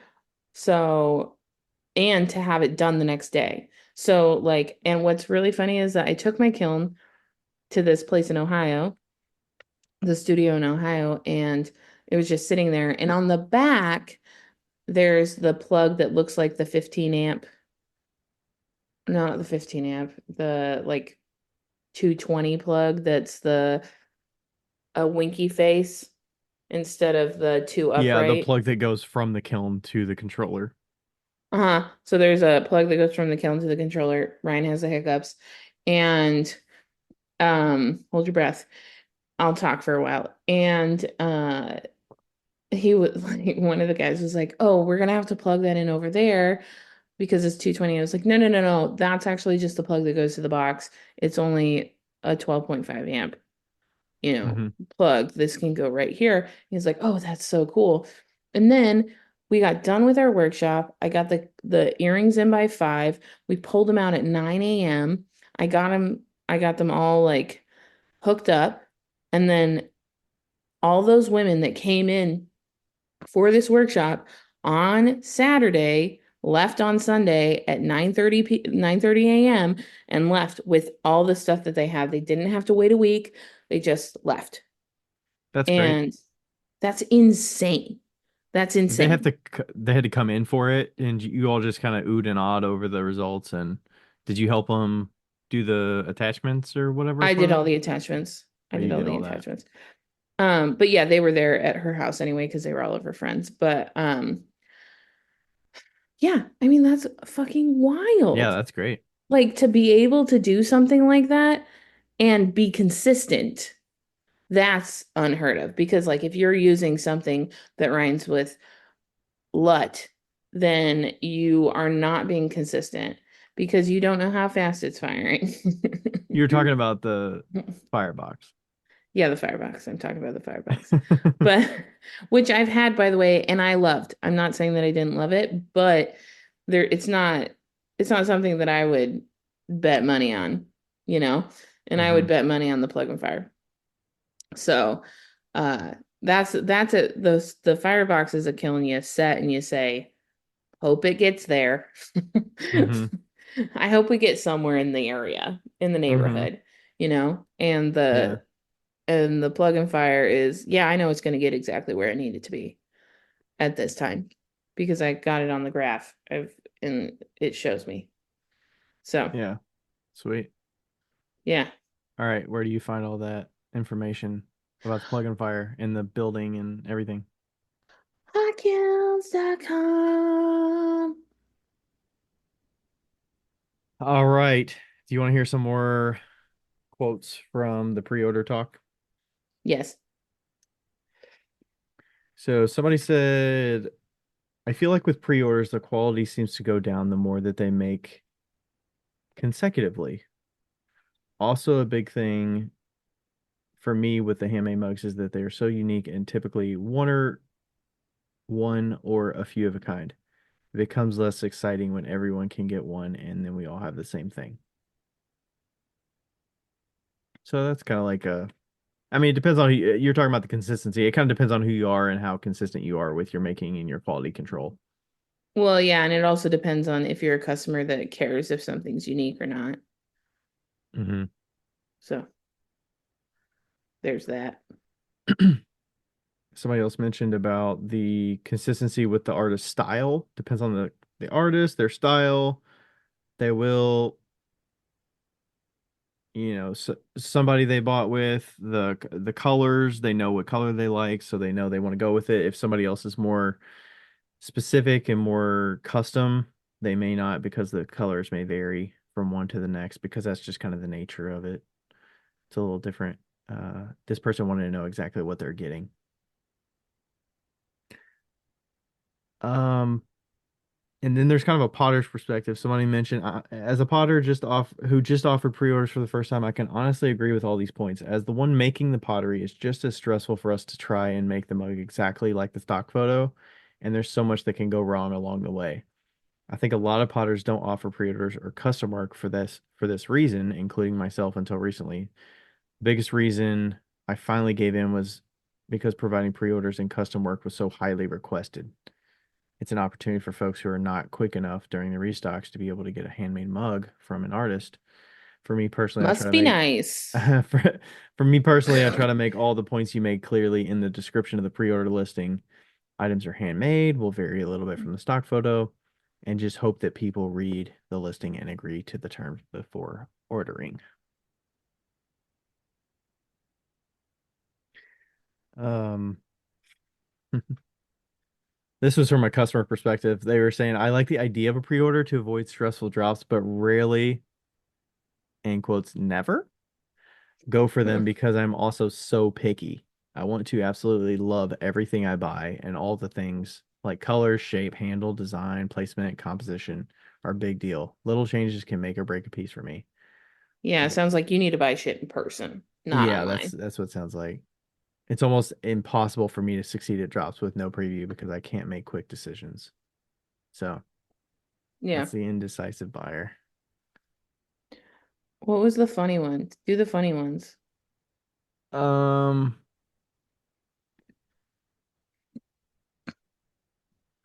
They were short. Okay. oh, somebody said it's too stressful. Somebody mentioned as a newer potter with fairly high demand, I see the value in both drops and pre-orders to both sides. So, yeah, there's And then obviously somebody says, differences. too stressful. Don't like when people use them as a reason to cover production cost either. Yeah, So that's kind of a potter facts. perspective, but also observing others that do it. And I think they're talking about where you're not like you can't afford to make them, so like Yeah, you're that's like a you're kind of construction. testing the waters. Yeah, that's like a contractor being like, hey, you got to pay 50% up front because we don't have enough money in the bank to buy 40 gallons of paint. Like, fuck off. If you can't pay for 40 gallons of paint, you shouldn't be in business. You need enough money in the bank to do that. Yeah, this sounds like a little Ponzi scheme action going on. I guess. I mean, a lot of people Not run necessarily businesses like exactly, that. but also like, you know, what's gonna happen if something comes up? Like, there's no promise that you're gonna fulfill what you're doing. So I'm just out the Right. money. Like, that's why if you are a contractor Like if you have a contractor, you never pay 100% upfront. Maybe pay 50%, but if you can find a contractor that you pay at the end, you found a good guy. That's a good guy. Well, also if you pay at the end, that might mean it takes them forever to do the work, but Not because necessarily. They want their money. they have no skin in the game if they don't come do the thing. No, they want their money. I know, but what if somebody promises 50%, they're willing to pay 50%? Are they going to prioritize somebody that paid 50% or somebody that didn't pay anything yet? I would prioritize the person that hasn't paid anything yet because you get it done faster and you get the whole thing at the end. Hopefully. No, you do. Or else you take them to small claims court. Even though you That's haven't how it paid for works. anything yet? Yeah, you write it. They write a contract. There's a contract. Are there timelines on the contracts always though? I don't think there's always timelines, so I don't fucking know, but I know that I mean it depends on the contractor. I know that I've worked for both and just just choose the one that pays at the end. That's what all I can say.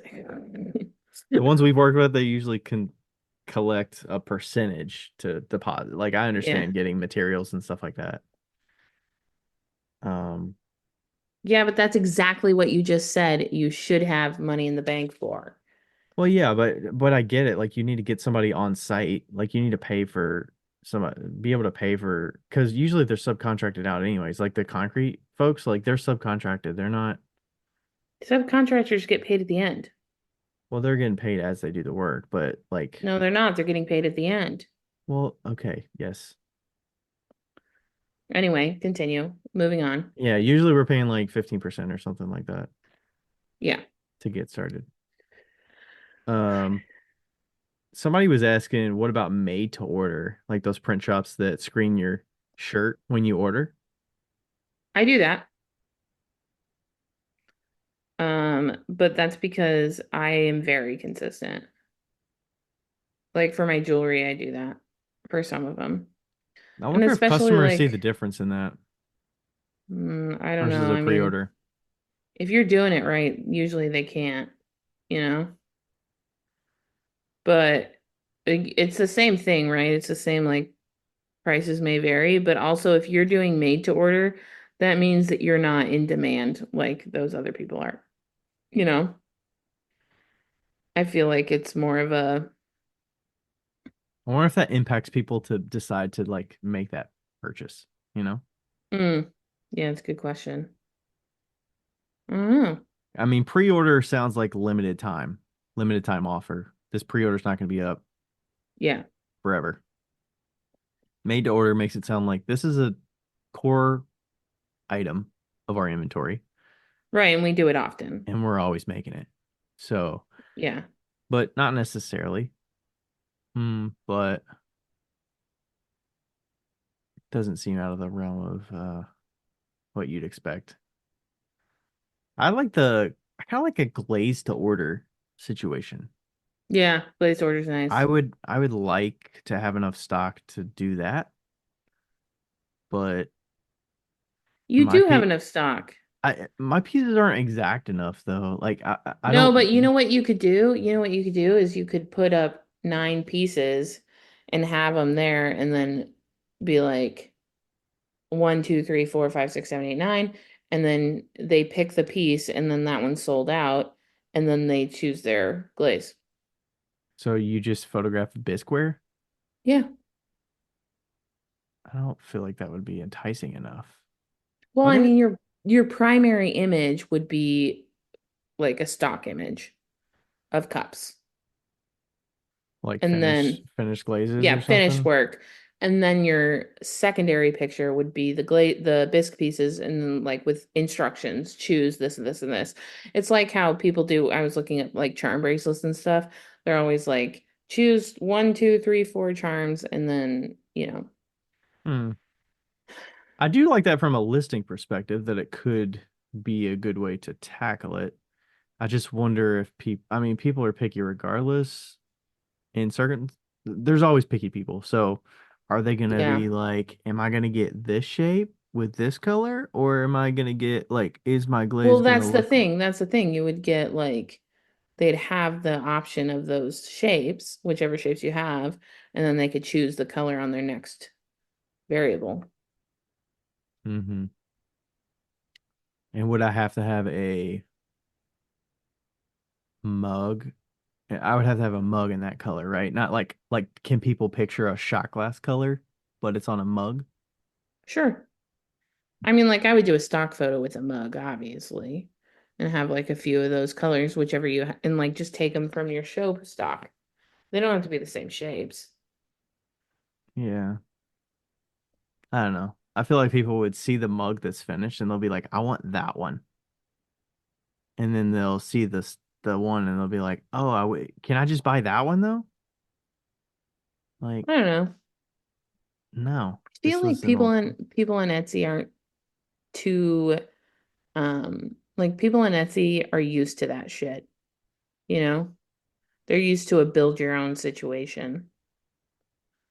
Yeah, they do kind of want customization or Yeah. I mean, like if any platform caters to that, it's Etsy.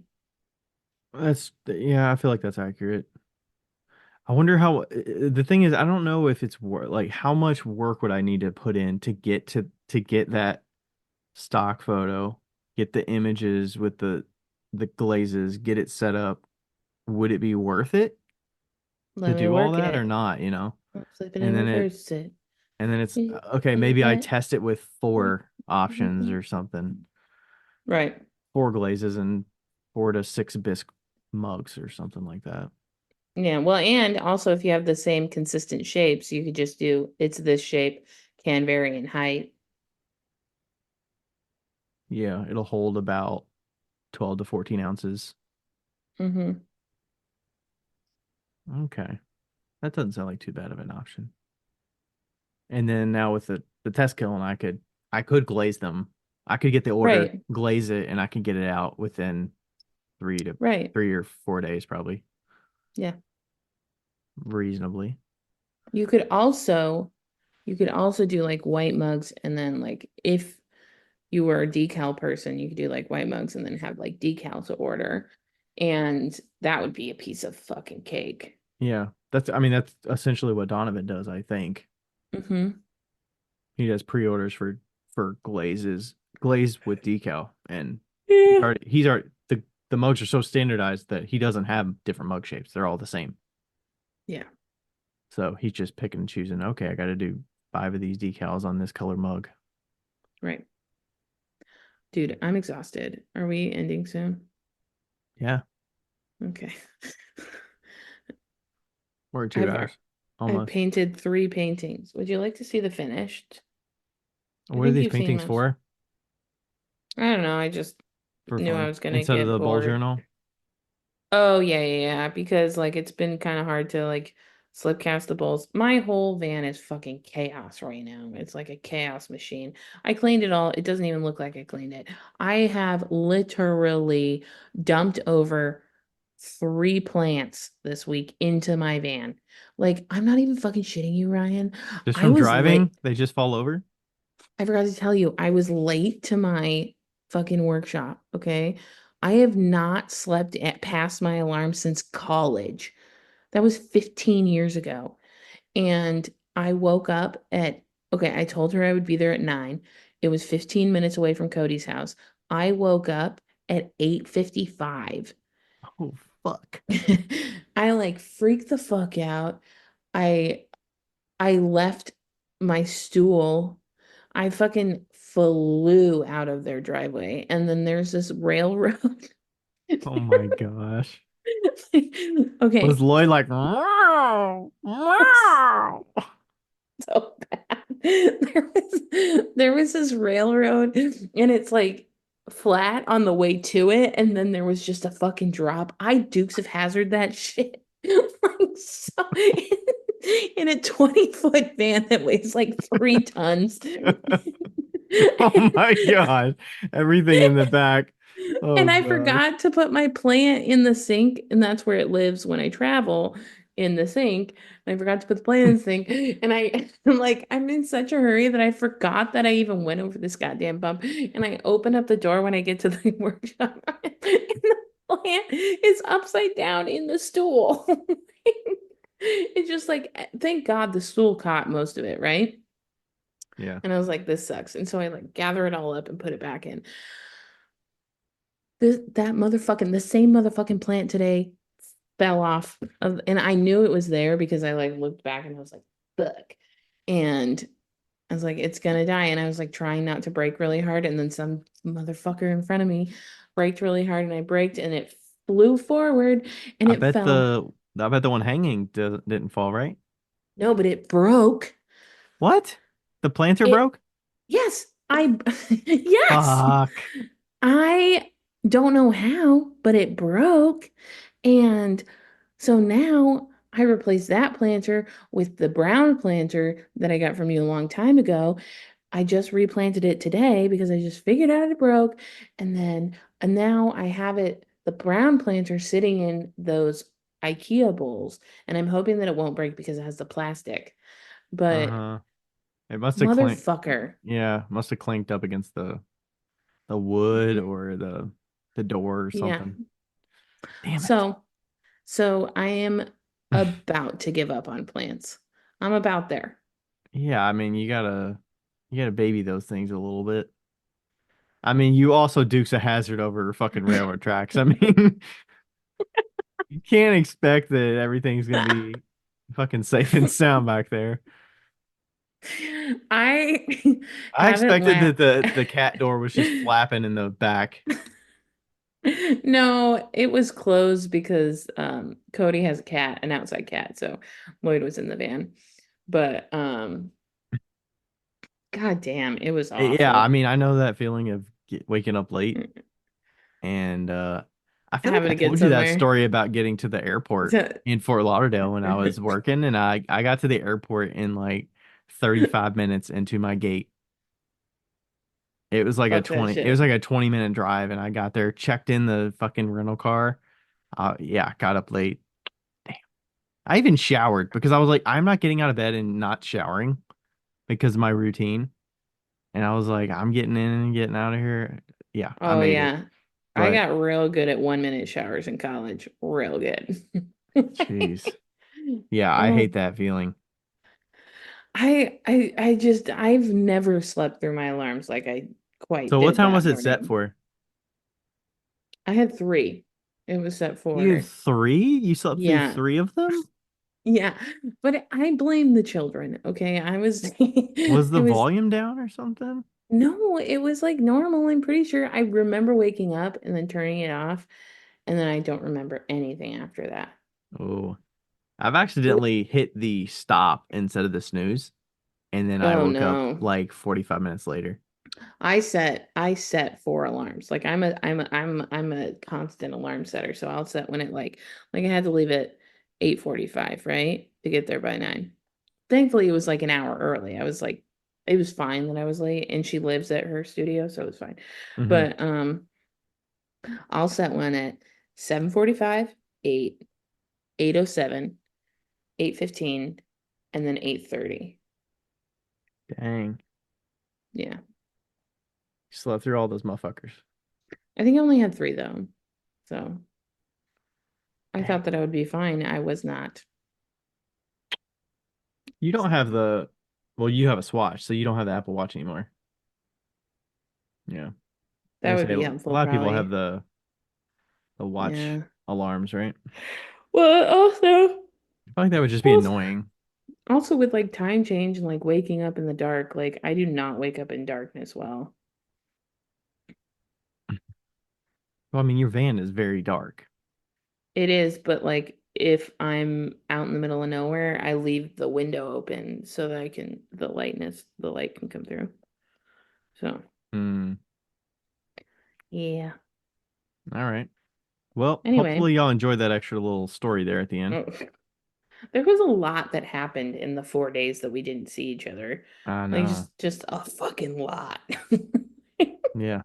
And it's just getting going. We're 5 days into November here. You got so many more adventures to happen this month. I know. I'm like, You this got you month. got all of the, you're pretty far north now. You got a long way to go. I know. I know. I'm going to Philadelphia, and then I'm going to North Carolina, and I'm going to South Carolina, and then I'm going to Alabama. No, and then I'm going to Atlanta, and then I'm going to Alabama, and then I'm going to Memphis. Yeah. Like, if we don't have at least 5 more plants break in that month, I'll be surprised. At least the ones I gave you were just like little baby, like do whatever with these propagations. Thank God. Well, those actually never flew out of their pots. It was only the donkey tail, which I have Wait, I thought you said done. you broke the one. You didn't I break the planter did. that you made? I did. But it broke, but it stayed together because it was in that thingy. Oh, okay. But That's I good. was I was like, why is there so much fucking dirt falling onto my like, it's probably been broken for like 4 days. You made it out of the city of Highland Heights and it broke probably. I probably broke it when I closed the door. You probably did. You went to Queen City and dropped off those boxes and then Yep.